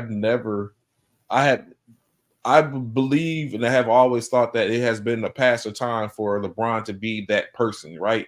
Like, he does it in spurts, but to depend and rely on him, it's been gone for the most part. But now the reason why me personally, I'm I push the front line in reference to D'Lo is because he's supposed to be that player that's supposed to be that gap. He's supposed to be the third. Like I'd be feeling disrespected. No disrespect to Austin Reeves, but I feel disrespected if they sit up and talk about Austin Reeves as the third option on that squad, and I'm here as a former draft pick, top 4 draft pick. I'm here. Like, how do you even fix your mouth to say that Austin Reeves is the other option? I would feel disrespected. I feel a certain type of way. So that's why I'm so big on D'Lo, because we see when he's able to play a part, what happens? We get W's. We is on the way to being swept. We get W. I get it. I'm saying LeBron. In my opinion, sometimes LeBron's, like we talk about LeBron's IQ, it gets foiled and wrapped with the emotions. Just like the other night when we had an opportunity to close out, like you were saying, LeBron takes the 3-pointer. Why? Your defender is laying down in front of you. Why are you taking I was like, oh boy, I was yelling. Boy, I was yelling at the TV on that play. I was like, but you know what? It's fool's gold. You know why? Because he hit them 2 3-pointers in earlier in the quarter that gave him, that put him in position. So it was like, that was this a poster. Dagger. That was a poster. I'm just saying. So it was like, it's the dagger. This is the dagger. And you go, and I wouldn't even take it as far as maybe he's fearful because if he would have got fouled, now he has to go through the free throw line, and he's not the best of free throw shooters. But if that was Anthony Edwards, that's an and one. All I gotta do is shoot 1 free throw because I'm getting me 2 points. I'm just saying, cock it back. I'm just saying. So I've never, like, LeBron gets in his spurts, but it's not on him anymore. It's not. That's my point. But in the fourth quarter, he got to take over that game, man. We only asked you to take over 6 minutes in the fourth quarter. I mean, that's what they have a lead 3 quarters. Then you go into the fourth quarter. The fourth quarter is when I need, you know what I'm saying? That's when I just need you to get some buckets right here. He's still unstoppable when he go to the basket. So you got, and now, like I said, and then AD disappears in the fourth quarter. Like all of a sudden, because he don't get the ball. Because they don't give him the ball. And if you LeBron, you got to be like, hey, give me the ball so I can give it to AD. That's all I'm saying. It's like somebody got to make. But that goes to the coaching, right? The coach got to say, time out, man. If y'all don't get AD the ball, I'm finna sit all y'all down and just put somebody in there and go pass AD the ball. Like, but AD got to call for the ball too, though. At the same time, a lot of things got to. Take a look at this, right? Do you think AD is a two-way player? He always been a two-way player. We know he can play defense. He can't do nothing with Jokic. I mean, but Jokic is an exception. But I think he can play good team. You see him, he play good team defense. Like he defends the rim pretty well. But guess what? The Joker don't play at the rim. I mean, that's the thing. You got a good defender that can defend the rim. That's what AD is famous for. Nobody said he's a good perimeter guy and all this stuff. He can defend the paint. Guess what? The Joker not just playing in the paint though. The Joker, you see where the Joker plays? Like that's harder to do than it's going in the paint. Tough, right? Like the other night, the buzzer beater by Murray. How the switch happened, and I was upset when I seen the switch happen because Murray sized him up and knew exactly what he was going to do once the switch happened. Man, let's just be real. Your boy didn't want to play defense. That's another problem that I have with LeBron right now. Is his deep. We talked about this the last time. He lacking on the defensive end, like really lacking, and it's really showing, and it really hurts. See, those plays really hurt your team. Like, why didn't he switch with AD, man? How you gonna leave AD out? He didn't want to switch. He didn't want that smoke. And I seen him do that against KD in the finals. He didn't want to switch. He kept Steph Curry in the corner. And it's like KD busting him upside the head. You longer, stronger, and whatever, and could put body on KD. But instead, you choose. This is what he chooses to do. This is the guy that y'all saying is the GOAT, man. I'm sick of that. You know what I'm saying? This is the guy that people saying is the GOAT. And when you watch him, it's like, yo, where's the GOAT mentality, man? Like, make those little adjustments. Like, AD shouldn't have been trying to guard Murray anyway. That's why Murray, because we seen what Murray did in that fourth quarter period, but we saw, man, LeBron didn't want that. He didn't want them saying that he made that shot over him, and I don't like that. I don't. Like I said, I've seen it before where he's been reluctant to switch or guard somebody that he should be guarding when the game's on the line. Looking at before we move into the East, looking at this game, the Clippers and the Mavericks series, in which for 3 games, Luka has actually been a very dominant presence on defense. However, the loss of him with this knee, when he hurt his knee in Game 3, has seemingly hobbled him when he was getting cooked this past weekend. If that knee injury doesn't happen, do we see possibly the Mavericks being up 3-1 right now? No. This is why. Okay. The series is only tied 2-2, in my opinion, because they let the Clippers put Kawhi in the game and he messed up their rotation. Man, the Clippers probably would have swept them already. This series probably would have been over. I mean, it's night and day. I mean, what James Harden is doing and what Paul George is doing. I mean, without Kawhi. When Kawhi on the court, I don't know what they thinking or whatever, but the chemistry not there with Kawhi right now. I just think these dudes right now, they can beat Dallas. They can beat Dallas without Kawhi. So, I mean, I know you want to get Kawhi in there if he can play because that's how you're going to win a championship. Like, you ain't going to beat Anthony Edwards or none of them other teams on a Joker without Kawhi. But you can get out of the first round.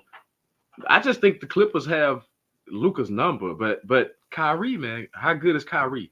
Kyrie is – I mean, I think this series is going to go 7 just because of the climate. But I think if Ty Lue is a coach worth his salt, they're gonna win. You know, like the Clippers gonna win this series. But see, Paul George, he clowned last night, but we know he gonna disappear in a game 7. So I'm just anxious. So Norman Powell. I mean, I'm just saying. So Norman Powell. So I'm looking at everybody else. Norman Powell, and now you got, like I said, you got James Harden, Westbrook. Westbrook has yet to have a real decent game in this series. And the other part is, I don't care how good you saying Luka been playing defense. Maybe that's his offense been suffering, man. This dude, he ain't shooting all that great. Like this dude is. He said that last night. He said that he feels like he's not helping Kyrie. He's like he apologizes to Kyrie. 10 for 24 this game. He was 11 for 26 the other game, right? I mean, he's not 29 points. That's not helping. He got a triple double, and you're not helping. But you're taking. Okay. He had. But you take. How many shots? 24 shots, 29 points. He's shooting horrible. He's shooting. That's like not efficient. From what we've been seeing from Luka, especially when we've seen a 13. Joel Embiid took 17 shots and scored 50 points in one of these games, right? I mean, granted, he shot 21 free throws, but I'm saying 13 for 17. I mean, I'm saying like we've seen Luka be more efficient than what he's been. Like he a 50% shooter, and he's shooting well below 50% in this series. That's an attribute to some of the defense that the Clippers play, but also his shot off. Because normally he busting them in the eye. Like, you know what I'm saying? He normally, they too small and all that. But I think him trying to pick up on the defensive side is hurting us. We've seen this before. That happens sometimes when you playing a little bit more defense. Then sometimes it hurts your offense suffer a little bit. So they got a choice to make. Either you want Luka, the scorer, the mad scorer, or you want Luka trying to play some defense.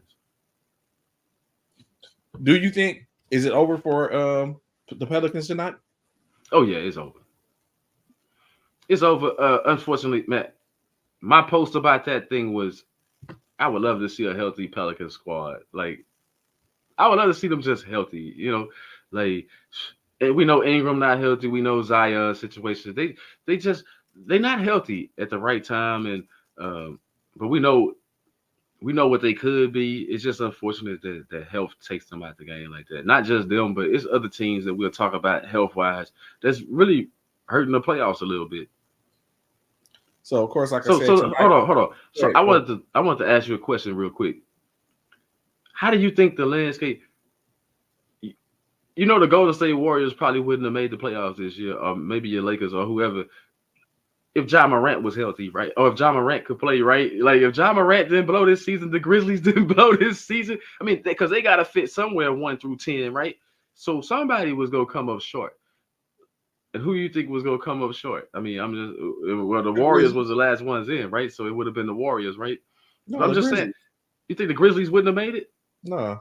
if they had Because- Ja Morant all season? I'm They- sorry. I don't. The reason I don't think because he wouldn't have had no supporting cast, like because the reason we got to see G.G. Jackson become who he was is because Ja Morant was gone. Their whole squad was decimated, and they ain't have anybody. So we got a chance to see other players end up stepping up. If Ja Morant is there, I don't think you get to see that because all the onus goes on Ja. But I don't think Ja would have been enough. So I don't even think they would have made it. I think they would have. I think like they would have made it the top 10. Too talented. I mean, because we saw, and I bring that up because what we saw with Zion, man. I just want to see everything, man, because he probably gonna win the chip if he play the whole season, man. If I'm serious, he probably gonna win the chip if he give you a Zion on a playoff run healthy. I'm saying it. I know New Orleans got to be like, man, is this dude ever gonna be healthy? Same way the Clippers got to feel about Kawhi, right? Is he ever gonna be healthy, man? I mean, Kawhi, I'm starting to wonder, man, what kind of doctors did he use? Like, you know what I'm saying? He ain't go to the same doctors the rest of the NBA players use, because that knee. I mean, hey, I don't know. I'm not gonna judge the man. Like, I'm just saying, long time with that knee injury. So tonight, go ahead. Oh, I thought we was gonna talk about the East, but before we jump off the games in the West,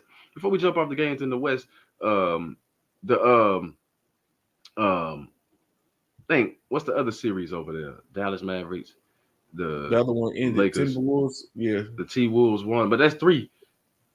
The Thunder and the Pelicans. The Thunder and the Pelicans. That's what. Yeah, getting back to the Thunder and the Pelicans. The Thunder, they look really good, right? But I think to be honest, when it comes down to it, I think the 4th or 5th seed, whether Dallas or the Clippers, I think one of those teams, they're gonna beat the Thunder easily. From what I've seen. So Kenny, you know what, Kenny? That you say something key. So when I heard him say it, I thought the same thing, but he did clarify that the playoff run, Zion, the playoff is going to be a different animal. True enough, he gave them 70 games and they was the playing team. But I think when he said him and Zion in the playoffs is going to be different, that's why I didn't point out and say that because it's a difference. Let's go back to that play-in game. He was about to beat the Lakers. They would have been in the Lakers spot right now, 7th seed, if Zion didn't go out of that game. And everybody saw it coming. Like, I think the Lakers really wanted to lose that game, actually, until Zion got hurt. Like, because Zion was going to do him. He was going to beat them either way. Like, did you not see? They could not stop him. He was unstoppable. And he was taking on LeBron like it was nothing.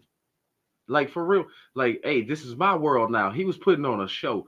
And it was like, it was going to be some of the great. I think he didn't even finish the game and he had 40 points. He was destroying the Lakers, man. Like, he was destroying the Lakers. Like, you got to look at it. He was going to win that game until he went out. So that's what I look at. I look at, like, no disrespect to the Lakers for winning the game, for taking advantage of that. But I'm saying everybody saw what Zion was doing to them, man. Like you saw it. You can't deny it. You can't deny that he was going to beat them. And it just looked like he was going to beat them. They had the momentum of the crowd, everything. And it's just unfortunate that he got hurt. Shout out, BA. What's good, BA? Glad to have information with us. So he's like you said, the Nuggets sweep the Pelicans easily in that situation. And he said, I would give Zion that. So, yeah. So, in-state, was it?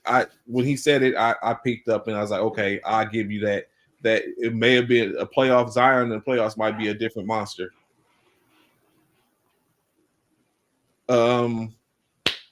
So as we get ready to go into the East, of course, we'll point out the fact that there are 2 games out of the West tonight, being the Thunder and Pelicans, the Lakers and Nuggets is game 1 and game is game 2 and game 3.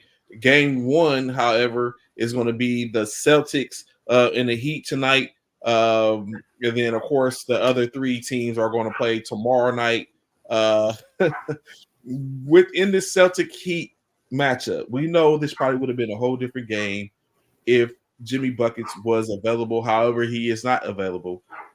Does the Celtics go up 2-1 tonight, or does the Heat hold them off and make it a tied series? This should have been a sweep. No Jimmy Butler, no Terry Rozier. Just Tyler Hero and the boys, man. Bam and the boys, man. Come on, man. Stop it. Like, this series should have been over. The Celtics. That's why I don't like the Celtics. That's why I try to tell you the Celtics, this is what they do. Now, if Jimmy Buckets was there, you see which way the series would be going. Like, the Celtics would be going home. Regardless if it's at 5, 6, or 7, they would be going home. I mean, you don't play with this team. You beat them and you move on and you get your rest and you be ready for the next round. I mean, you know what I'm saying? Like, I just don't like the Celtics with what they're doing. You know what I'm saying? But I think he's talking about your boy Jaquez over here. I think he's talking about your boy Jaime. Hey, Jaime hooping, right? But yeah. But did you see how, like, the Heat beat the Celtics at their own game because the Celtics do 3-point shot. I think they knocked down 23 the other night. They're not gonna hit 23 3-pointers again. So the Celtics are fine, but I just don't like the mentality of the Celtics, man. If it's any series that should be a sweep, this one should have been a sweep. As soon as they said Jimmy Butler ain't playing, that series should have been over. It should have been over. And you can't get one for Porzingis. What you doing shooting 1 for 9? You better not come out there 7 whatever is shooting 1 for 9. Hey, if that 3-point shot ain't falling, get close to the basket. Can't nobody stop you down there if you're just dropping it in the basket. The mentality of the players is what's killing me. Yeah, they should. I mean, that's true. The Celtics should have won a championship. I'm not mad that they haven't. But you know what I'm saying? I'm not mad that they haven't, but that's what I'm saying. Like, when are the Celtics gonna finally just get over the hump? Like I said, a series like this where it shouldn't even be close. You should dominate.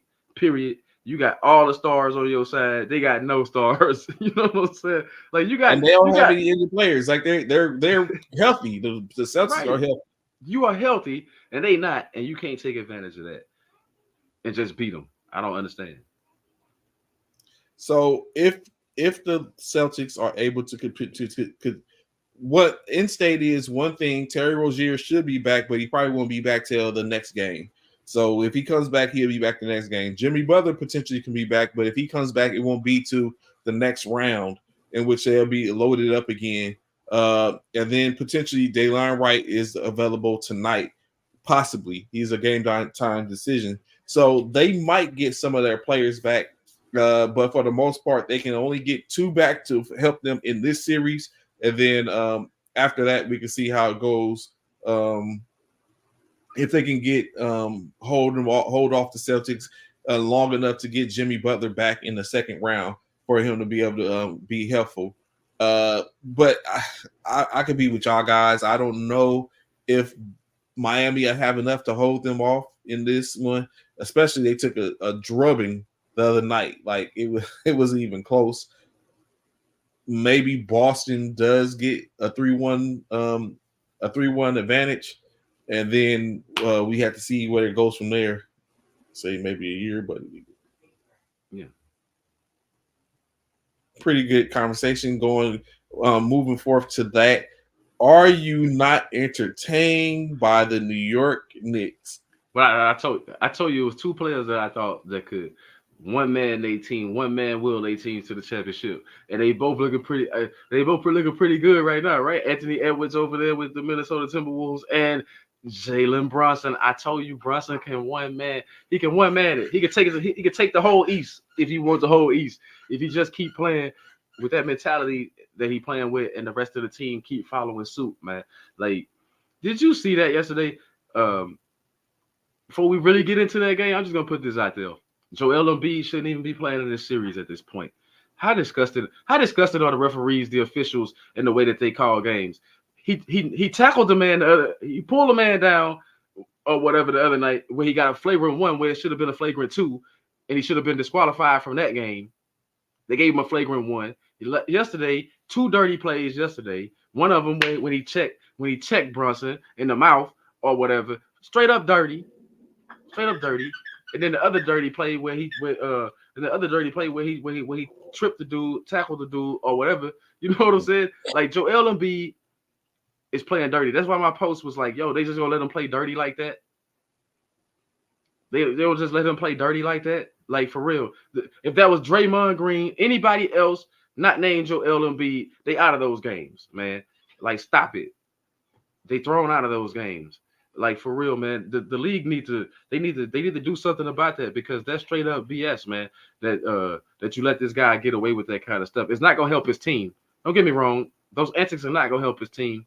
But I'm over Joel Embiid and the 76ers. I'm over them. The 76ers, I'm very sure. So you basically saying you think they go home tomorrow night? Yeah, I hope. Well, they might win another game. Like. It's the Knicks. Like they can't always score, but they put on a good show. But I think the Knicks might close them out. They should close them out. My thing is the way the Knicks approach the game sometimes. Joel Embiid, Joel got a big knee brace on. I'm going at him. And that dude, Hartenstein picked up 5 fouls yesterday, people, in the third quarter. If you didn't see the game, he had 0 fouls in the first half. He picked up 5 fouls in the third quarter. Because he kept doing the same thing. You don't have to grab a dude that's playing with a knee brace, bro. You don't have to put no arms on him. He ain't going nowhere. You know what I'm saying? Like, he ain't going nowhere. You don't have to, just Hartenstein need to make that adjustment. But other than that, Brunson played great. The rebounding of the Knicks, man. Hart didn't have a good shooting game, but he hit the glass, jumping in the passing lane, the steals, the pressure that they putting on. And then on the other side of it, every year when we talk Philly, where's Tobias Harris, man? Dude, when are you gonna raise your game? Maxey playing all right. Maxey playing decent. Joel Embiid, even Hobble is playing decent. You know what I'm saying? I mean, you know what I'm saying? Like they playing good ball. Like, but where's Tobias Harris? Buddy Hield is non-existent. He ain't even playing. They did DNP, right? They didn't even bring him off the bench yesterday. I mean, I'm just saying the role players are not filling in to help Joel Embiid out right now, man. And I think that's the Knicks. It's got something to do with the Knicks suffocating defense, but it's also got to do with these dudes. They just don't want it. So yesterday, like you said, Buddy Hield did not play yesterday. Like I said, DNP. Do you think it's just one of those situations where he doesn't fit what they need with this? We seen him on the court. He don't fit in with them. He don't fit in with this team. Which is crazy because you can always use extra 3-point shooting somewhere. But it's just not a good fit for him. So I'm not mad that he's not in the rotation. But those that are in the rotation, we gotta see you do more to help Embiid out. Your star is hurting. And if he didn't get to the free throw line as much as he got to the free throw line, then these games are blowouts. I mean, the Knicks are beating them easily if he don't get, if Joel Embiid don't get to the free throw line as frequently as he does, because nobody else outside of Embiid and Maxey, nobody else is giving you anything. Kyle Lowry. Well, Oubre. Yeah, I was about to say Oubre is pretty as consistent as he could be, but it's not enough. Yeah. You know what the problem is? Oubre, Lowry, Tobias Harris, they all end up doing one thing, man. They all end up doing one thing to me too much, Trey. And that's living behind that darn 3-point line. Nicholas Batum, they living behind that 3-point line. And it's like the Knicks are killing you on the glass. Nick Nurse can't tell his team, hey, man, we need to box out. Especially this little dude, Josh Hart. We need to box him out. Like, put a body on him. How they get all these? I know, don't get me wrong, I understand Joel. Now, on the offensive glass, the Knicks are taking advantage of Joel's knee. I mean, you know what I mean? They beating him to the ball. They rebounding. I mean, but that's why I say somebody else on that squad, Reed or whatever his name is, man, those other dudes got to step up and help rebound and keep the Knicks off the glass. Only 2 players in double digits yesterday for the Knicks. Well, 2 starting players. They had 3 total double digits. Of course, the 47 piece by Brunson. OG Abenovi, 16 points and 13 points from McBride, rookie guard off the bench. With those type of numbers, yeah, you're right. There should be more being done. Like Kenny just pointed out, Joel Embiid, and as you stated, Joel Embiid's free throw kept them in the game. 19 to 21. That's 19 free points in which you get a chance to sit and kind of relax and get. So it's. I think New York closes out tomorrow, but I mean we'll get a chance to see. And here's another thing, Knicks fans, y'all should be disgusted at the New York Knicks uniforms. I just want to put this out there. No way in heck y'all should have that jump man on y'all uniforms, New York. As much as he kept y'all from winning, he's one of the main reasons y'all don't have a championship in a long since the 70s or whatever. I am not repping Jordan if I'm a Knicks. Stop it. That just tells you what a league at, right? I mean, no disrespect. I'm just saying, man. Like, yeah, Knicks. That's kind of funny. So looking at another one, as you was talking about earlier, you said we're going to get to a point to where we're talking about what injuries have done to a team within this playoff series. That time is now when we look at the next series, the Milwaukee Bucks and the Indiana Pacers. Giannis-less, and now Dame Lillard-less team does.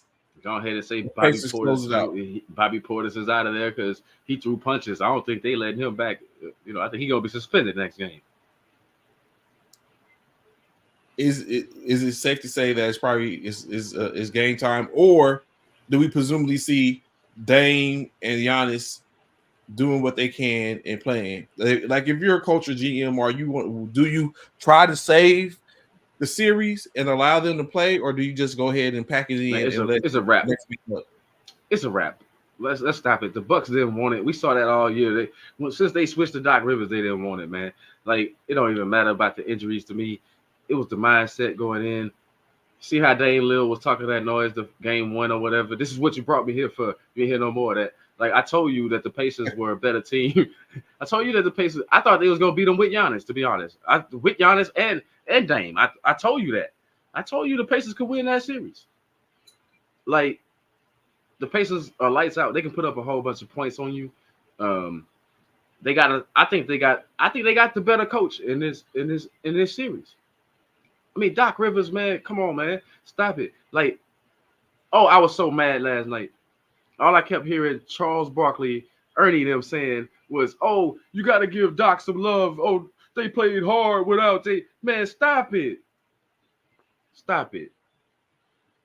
The Bucks were supposed to be one of the top tier teams. I mean, I get it, injuries happen, but look at the time of Dame's injury. Then Porter, like I said, Porter's got thrown out the game. Pat Bev went down with an injury. All of a sudden, because they realized, let me tell you why Bobby Portis threw a punch. Mm-hmm. His frustration was the fact that these fools have cost me a championship. This Dame Lillard move, this Doc Rivers move, they'd have cost me a chance. We ain't got no chance. Giannis ain't playing. Wop. I'm gonna throw some punches. Nah, I ain't playing. You feel what I'm saying? I mean,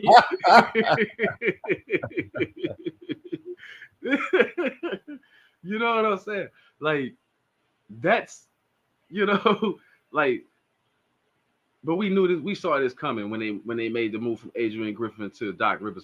So now they got these built-in excuses of why they gonna come up short. You know what I'm saying? That it just gives them those excuses for them to come up short. Like it just plays right into their head. It gives Doc Rivers the leeway that they wasn't healthy and all. But we saw this coming, man, with the Bucks. And like I said, I think with a healthy squad, the Pacers would have gave them a run for their money and could have possibly beat them anyway, even with Giannis.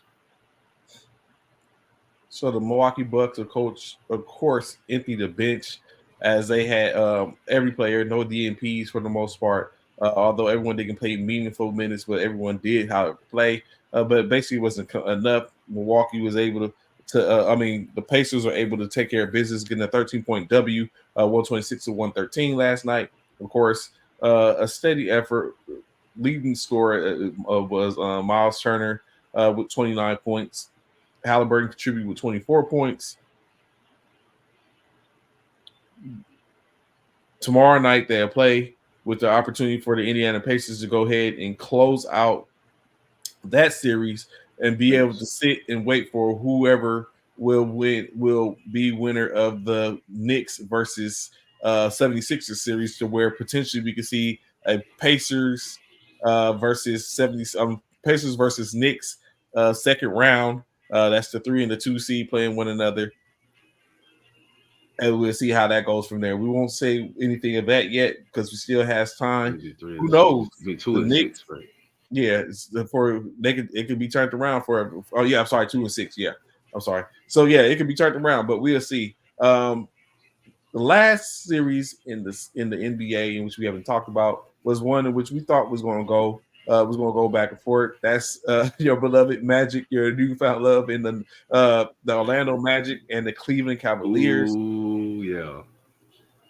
What is currently tied 2-2. A chance to be another series to go 7, just as we talked about the Clippers and the Mavericks potentially going 7. We said the same thing for the Magic and the Cavaliers. But do you think Magic is giving away something to where this could have been a different series? No, it's tied 2-2, right? Like they hustling out there. Cleveland took care of business at home. Orlando took care of business at home. Now it come down to that game 5, who won it. And now I think going home for the Magic was the best thing they did going to Orlando, because they found some confidence. Like I don't know, like morale is different. I mean, maybe those first couple of games they was learning but they adjustments have been, I think they've made some of the best adjustments in the playoffs right now. And the biggest adjustments is letting Wagner get anywhere on the court, get to his spots, and that hustle as a team, hustling on the defensive end and getting out and running on the break every chance they get. I mean, I'm liking what I'm seeing from the Magic as far as stepping up. I thought it looked like the Cavaliers was just going to be too much for them, but they figured out that if we keep running up and down the court, we jump into the passing lanes and stuff. And Donovan Mitchell throws a lot of bad passes, by the way, man. Ooh, boy. If he can cut out some of those turnovers, why does he constantly jump in the air and throw the ball? Like, that ain't panning out too well. I think it's just at this point, it's just his nature now. Is what, like you said, he's accustomed to, so he's going to continue to do it. So this series, you see, looking at what it is, you see, I think Cleveland is 2-7. I mean, 2 or 4-2. I mean 4-3, or has it changed? Has your mind changed? I think if Orlando can get it to a game 7, then they could probably steal that game 7. But the Cavaliers, I think they just got a little bit more experience. So in a pressure game like a game 5, I would like to see how the young Magic respond, and can the coach keep them calm enough and nerves and stuff down to where when they're not getting foul calls or something don't go their way, that they don't implode. You know what I'm saying? But Banchero, man, Banchero is the modern day Grant Hill. He's the modern day Grant Hill.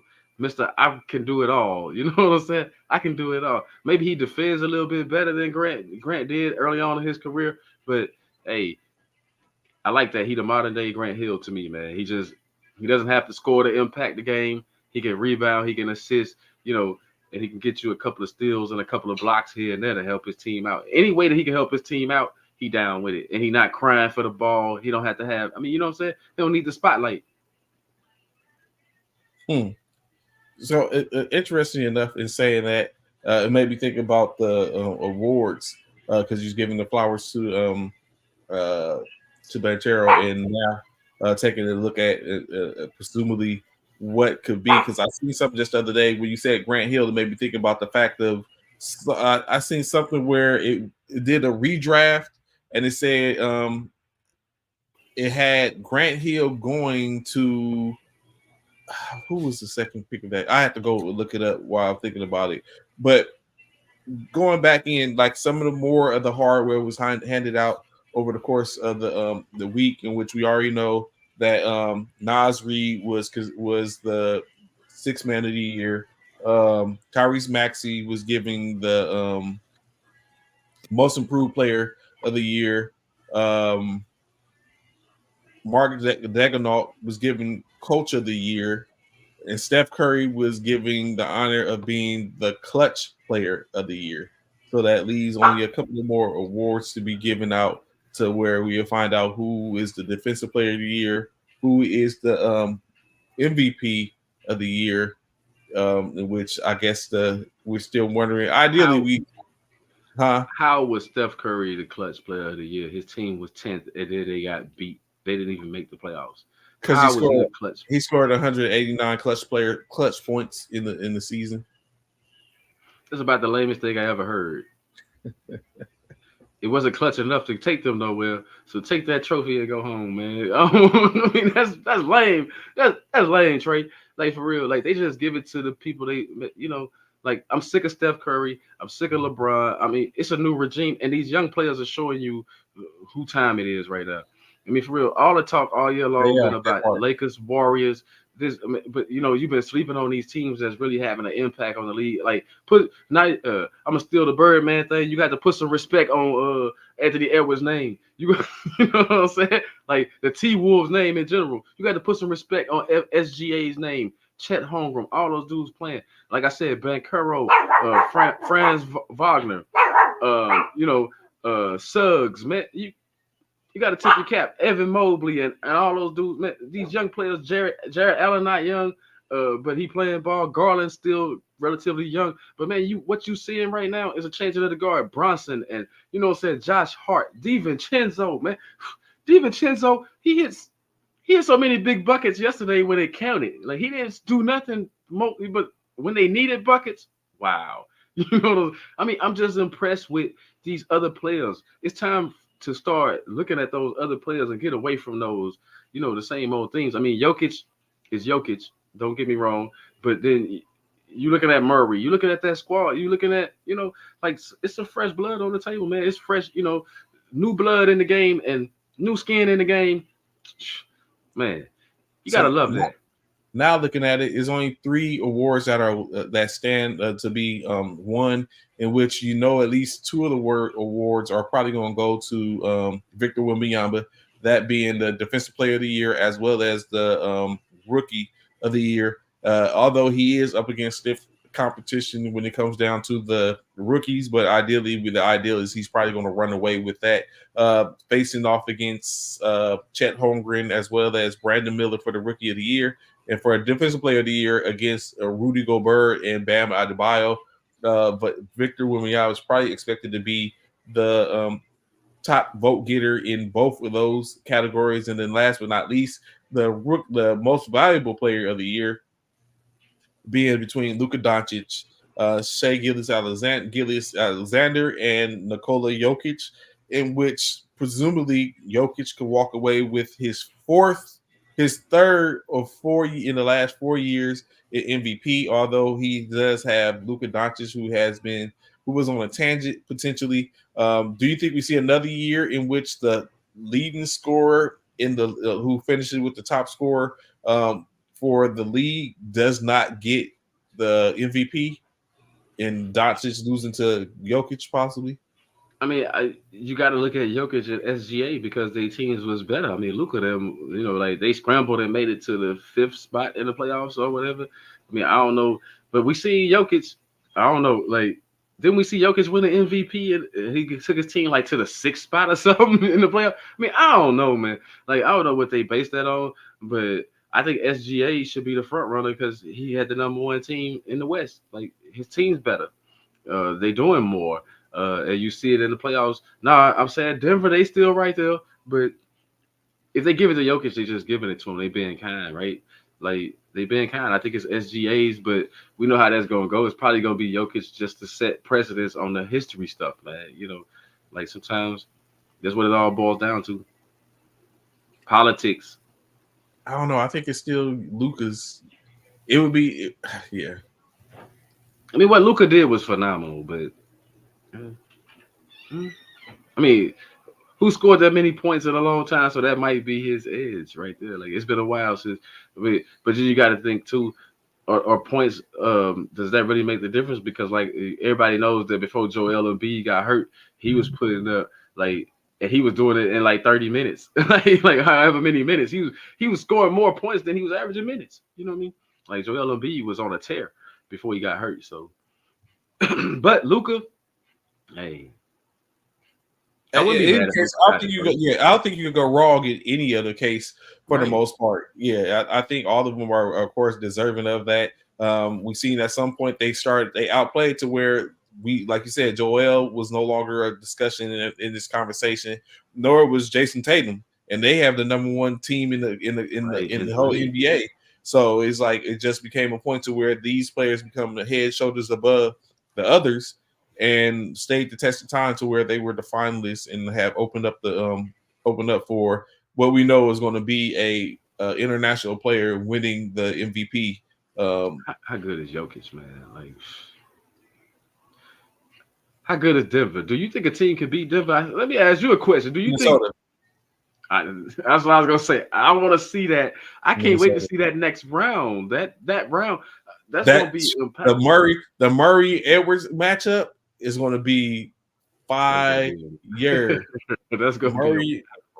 Woo! I think you got to guard Edwards with Gordon. I think you really got to put size on him. You got to go Gordon.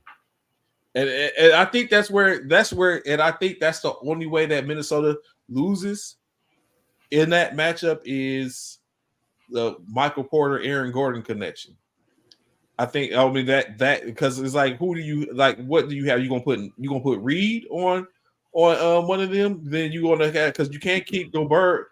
I would rather hit Reed on Jokic as opposed to Reed supposed to Gobert on him, and kind of let Gobert sit around and play in the same, use his lift to get to the spots, and kind of like, because what's going to happen is, if Porter could bring him out the paint, which is going to be problematic, KCP can bring them out the paint, which is going to be problematic. But you have Daniels. Daniels is a monster. He can play. So it's going to be, the matchup is going to be good. So it's just going to be a matter of who puts who where and how they do in the aspect of that. But that's who I think can beat Denver is. Outside the Lakers, I think it's Minnesota.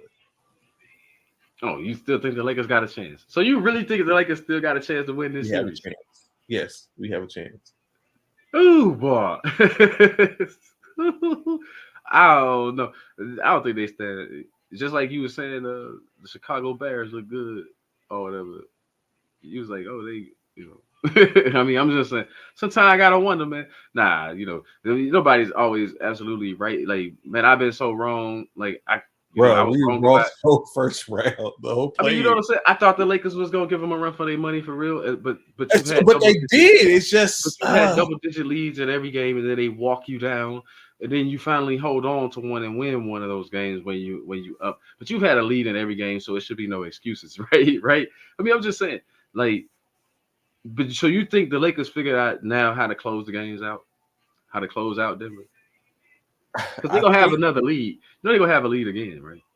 I would hope they will, and I hope that they're able to hold on to it. But I still go back to saying that I think D'Angelo Russell is our X factor.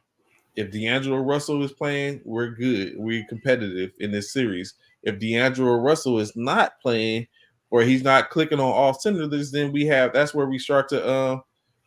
where it starts to fall off. And that's one of the things in which we can't have. We have D'Angelo Russell. I think we can go with everyone else not doing as well, minus maybe Austin Reeves, but we don't need Austin Reeves to do as much. We need D'Angelo Russell. He's the better player in that aspect. He's the better shooter. We need D-Lo to be that player in which they decide to bring him back for. And without that, it's going to fall apart. Not LeBron, not AD, because they continue to do what they do all the time. We need D'Lo to be in the fray, so that way it kind of like mixes in and it makes a problem to where it's like, okay, he's cooking right now. Where do we go? What's the game plan? But if he's not doing anything, it's like the game plan is easy. Put pressure on LeBron, put pressure on AD, and watch the rest of them going to fall. Is going to fall into that pressure because they're going to be put in the position where they got to make something happen. Yeah, I just think you got to close. Like, if you go keep getting these leads in games, you got to figure out a way to close. I think Darvin Ham, a lot of emphasis. Okay, I talked that noise about LeBron earlier, but in LeBron's defense, man, he ain't never really just had a good coach other than Spoelstra. You know, so Spoelstra was the best coach that he had, man. They just put anybody with this guy, man. I mean, seriously, and it's just sad to see that these coaches. I mean, no doubt Darvin Ham may be a good coach down the line, people, but this is only his second year as a head coach. You know, so you got to keep that in consideration too. And like I said, his rotations are man, yo, his rotations are messed up. I think he go with certain people too long. I think he sit his stars down at the wrong times. He don't know how to. He not managing as well. And then he says he gonna stick with his starting line on his rotation. I mean, that's fine and all or whatever. But man, you got to figure out how to. You know what Phil Jackson was good at, and you can go back and look at the footage, people. When he had MJ and Scottie Pippen, the only time those two were on the bench together is if it was foul trouble. One of them was in foul trouble, and the other one needed a break, or they was blowing teams out. Otherwise, when Jordan sat down, Pippen was on the court, and vice versa. Do you feel what I'm saying? I mean, I wonder why more teams don't do that to be successful. Why are they sitting these dudes at the same time? You can't have LeBron and AD sitting on the bench at the same time and want to stay in a game and keep a lead against the Denver Nuggets. You can't do it. You got to figure out your rotations a little bit better. I mean, for real, like those things, you got to clean that stuff up, Darvin Ham. If you want to make this a series and really come back and compete, you got to figure out how to, you got to figure out how to get your players the rest that they need and still be effective without blowing the leads. Same thing when Phil Jackson had Shaq and Kobe. What he was a master of was understanding when to let Kobe go off, right? Like, you know what I'm saying? That's what Darvin Ham has to do with this whole LeBron thing. Like, look, LeBron, we need you the last 6 minutes of the game. D'Lo not going to close the game for you no matter how well he played. For some reason, they keep going away from AD. Do you feel what I'm saying? So the emphasis got to be on LeBron in the fourth quarter. We need you the last 6 minutes of the game. When the game get tight and it gets close, we need you there. You know what I mean? Like, everything else has to happen throughout the course of the game. They've been playing pretty good, but I think that they just managing it wrong. Like, I think they're just doing the wrong management. I think they should take Darvin Ham should go look up footage and take or something and figure out a better way to close out those games, man. Because it's unfortunate that you and I both said that there was going to be a series, and it could have been a series, but these dudes blowing leads every game. So, last couple of things before we get ready to go. Of course, what's going on, Auntie? Glad to have you formation with us. Lots of love to you too. Love you. So, looking at this, right? Moving into college, in which presumably Deion Sanders is the brunt of the college. What's going on in college right now? Of course, second consideration: not a single Colorado Buffalo was drafted. A lot of the Colorado Buffaloes have decided to leave and go. Even the heralded running back Edwards transfers to Kansas State, now leaving Colorado, to where we're going to see is what type of work can Deion Sanders put in, because now his team is not. Remember the big hoopla about the fact of how he constructed a team based off of pulling teams, transfer portal, and all that type of stuff. Now, those same players in which we discussed are the same players that have exited. See it the same way in which they got there. The debacle in which you had to remember, Deion removed all the players that were there initially now, and then what you look at it, here we are a year later, and presumably they might not be any better than what they were, minus the fact that Shedeur Sanders is still there, who is being touted in the early. Seen as a number one draft pick for whatever reason, which is hard to say, I guess, because we don't know who's going to be the worst team in the league and if they're going to even need a quarterback at that point. But what do you think? How did we get here? You got here because apparently these players are not adapting, or they don't like what Deion's putting out. It's just that simple. Like, we don't like the direction that this program is headed, or their role in the program. I should say. You know what I'm saying? A lot of times, let's face it. This era, we're in the biggest era of entitlement ever. Everybody feel like they should be a starter. Everybody feel like they should. I mean, you know what I'm saying? It's like you got a whole bunch of Ralph Tresvants and Bobby Browns. You know what I'm saying? You ain't got, you know what I'm saying? You got no Roddy. You ain't got no Roddy Rickies and Mikes. You know what I'm saying? I mean, you know what I'm saying? You just got a whole bunch of Ralph Tresvants and Bobby Browns. Everybody want the mic. Everybody want to be in the front. Everybody want the shine, man. So, and if you're not going to get that shine under that program, or if you feel like it's too challenging to get, of course, you're going to move along, right? And it might be just the challenges that he put forth, right? Like just by being that vocal and saying that, hey, you know what? You got to fight for your position. You got to fight for your time. Like nothing's going to be given, right? And then, you know, so I think that has a lot to do with it. I don't fact of everybody clamoring to be on top. Everybody, you know, if Edwards feel like he got to share too much time with another running back, he can go somewhere else. You're gonna go do it the same place. But he'll probably be more featured. You know what I'm saying? Yeah. More featured. Like if they're telling you you're not gonna be the feature back here, oh, I'm going over here. I'm gonna be the feature back over here.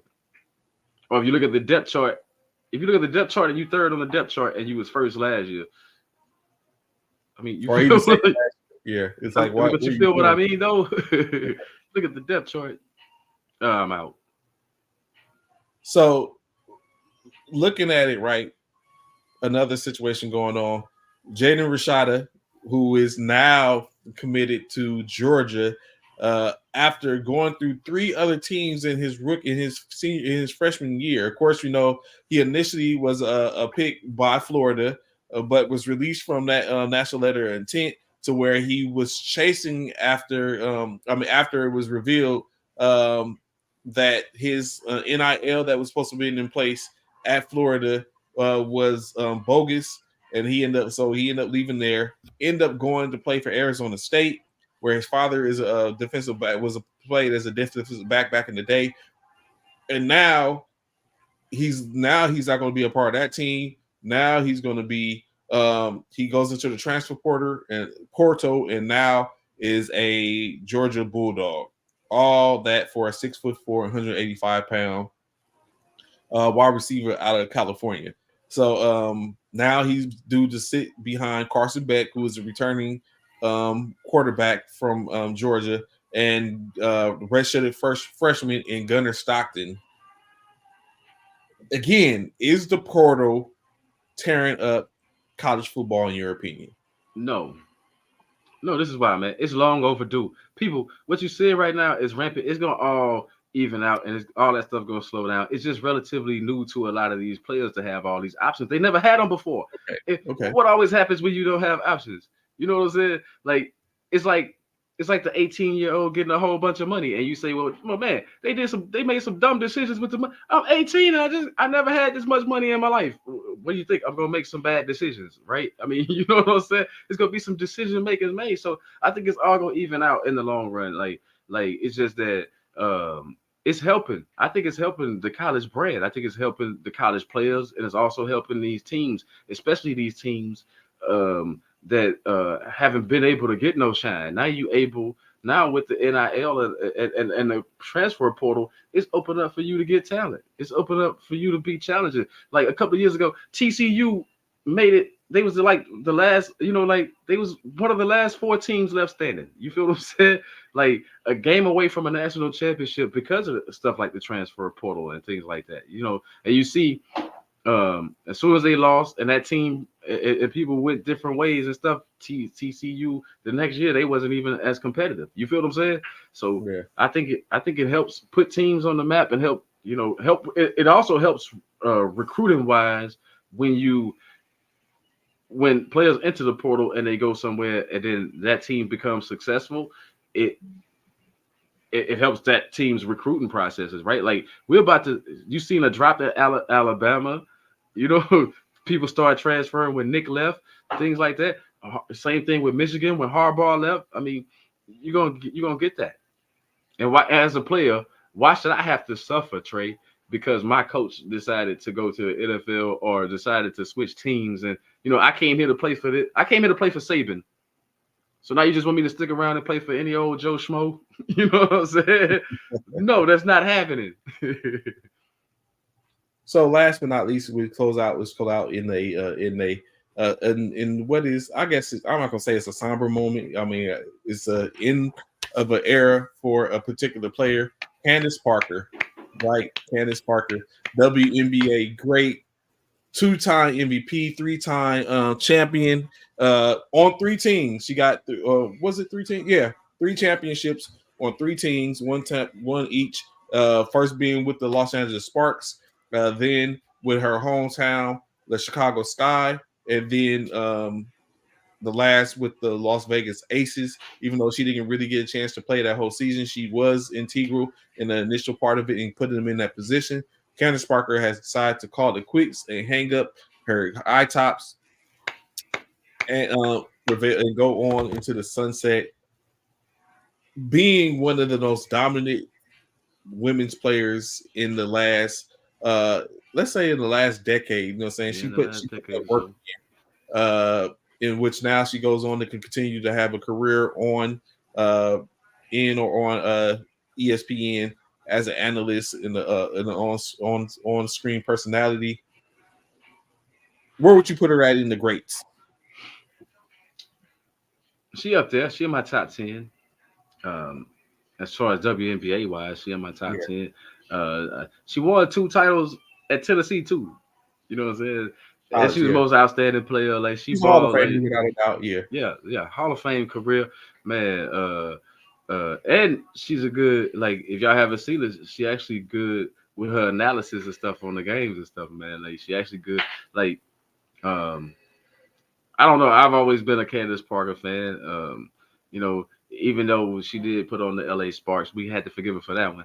But and I loved it that she went to Chicago. When Chicago, the Sky, they were struggling, she went there and they won a championship. I think like because of her, doors opened up for the players that you're starting to see now, the Angel Reeses, the Caitlin Clarks, you know what I mean? Because of players like her who was willing to grind it out and put it. And then she one of the only players I ever seen that can really give the Brittany Griner a run for her money, man. Down there in the paint. You know what I'm saying? Like down there in the paint. Just saying. Candace Parker, man, hat off to you, man. Hats off to you. Enjoy retirement. Yeah, so it's definitely going to be 16 seasons. 16 seasons, man. And she did, and it was grueling in some instances. And then the fact you think about 16 seasons, which she didn't the pay, like she was one of those back then. She's going to be one of the pioneers that are going to see what the WNBA is going to turn into when they start to get those media rights and they start to grow more and stuff like that. Like I said, I've already purchased the package to watch the WNBA subscription. So as it continues to grow and stuff like that, she's going to be one of those that sit back and watch and see what it was that she and everyone that came before her done to put them in this position. Now, I don't know if it's fair to say that the talent that is coming in now is better than the talent class in which she was in, but I mean, the age of different times, 16 years, already that person, in my opinion. 2 decades, different. It's just like the NBA, man. It's all the way around. The talent is way better. Not her fault. It's just a sign of the times. It's not her fault. It's just a sign of the times. Players are more skilled now. The male and female athletes are more skilled now, Trey. I like to think that those that came before them had a lot to do with that. You know what I'm saying? The athletic presence pushing. Like when the bar is already up here, you got to go here. So that's where it's at. So it's been a gracious morning with y'all tapping in this morning, coming back. Unfortunately, we wasn't able to get Coach Mike Richardson, the National Military Basketball Tournament director. But however, what I would plan to do is run it back probably Wednesday evening for them to have a chance to come on and speak himself and the winningest coach, the winning coach being Coach Johnson, have an opportunity to talk on it and engage in reference to this past weekend. Tomorrow evening, we'll be having presumably a peek under the hood of what is yet to come in the Military Basketball Association, as they're going to be talking and letting us know who the what and why is for their championship. As we know, is up in Philly, as they're going to be competing at Temple College, and which we can see. We know just this past final 2 weekends, you had the Fort Cavazos Phantom Warriors win the CUSMB for the NBA. You had the Luke Air Force Base win the Pac West, and then of course the Atlantic was won by Fort Moore. So you know those teams are there along with a couple of others, so you can determine. So we'll be seeing that. Tune in. That's tomorrow. I think about the post will be out 1800, 1830, something like that, to where they'll be able to talk and give their analysts and their analysis on what is coming up for the NBA in their Paramount CBS supported event coming up at the end of the month for the Memorial Day weekend. And of course, this Sunday, be sure to tap in as we'll be making our debut on the sports, the Northeast Sports Streaming Sports Network, the Roku channel. I just call it NESSP. Yeah, that's what it is exactly. So we'll be tapping in to do that, which we bored to come for that. We were supposed to do it last Sunday, but everything didn't work out. But we have engaged with them, and so we will be tapping in and doing a little something there. So that's more to come on the 5th, the Cinco de Mayo. So we put up May 5th. Cinco de Mayo. So that should be a thing. So be sure, if you got Roku channel, be sure to download the NESSP so you can see it on that in 4K, or of course be able to catch it on a certain streaming channel. So that way we can make sure you got to get their interaction, got to have y'all on pulled up, or we're gonna have to change the structure. So greatly appreciated myself, Coach Cornelius, the people's coach. We greatly appreciate y'all tapping in with us this morning. Y'all probably can catch, like I said, maybe see us. Should Wednesday, Tuesday, and Wednesday definitely having shows in the evening, the COB. But then, of course, you can catch us again in the morning on Friday, as we'll be looking at what has been and what it is going into the second round of the NBA and whatever else has came about from there. So, Coach, any last words before we get up out of here? Hey, for Cavazos, keep doing your thing, Texas. You know what I'm saying? Keep doing your thing, Texas. I'm pulling for the Texas team down there. Like, keep winning. I'm gonna keep smiling. Just keep doing your thing. Hey, don't let up. Don't let up. I'm gonna say that. And I forgot who playing tonight, but the Lakers, y'all should be going home tonight. It's a wrap. I'm pretty sure the Lakers playing tonight. It's a wrap. They do. The Lakers get a chance. Yeah, it's a wrap. Enjoy y'all night. We holla at y'all. Y'all day. Your morning. Enjoy your week. Peace.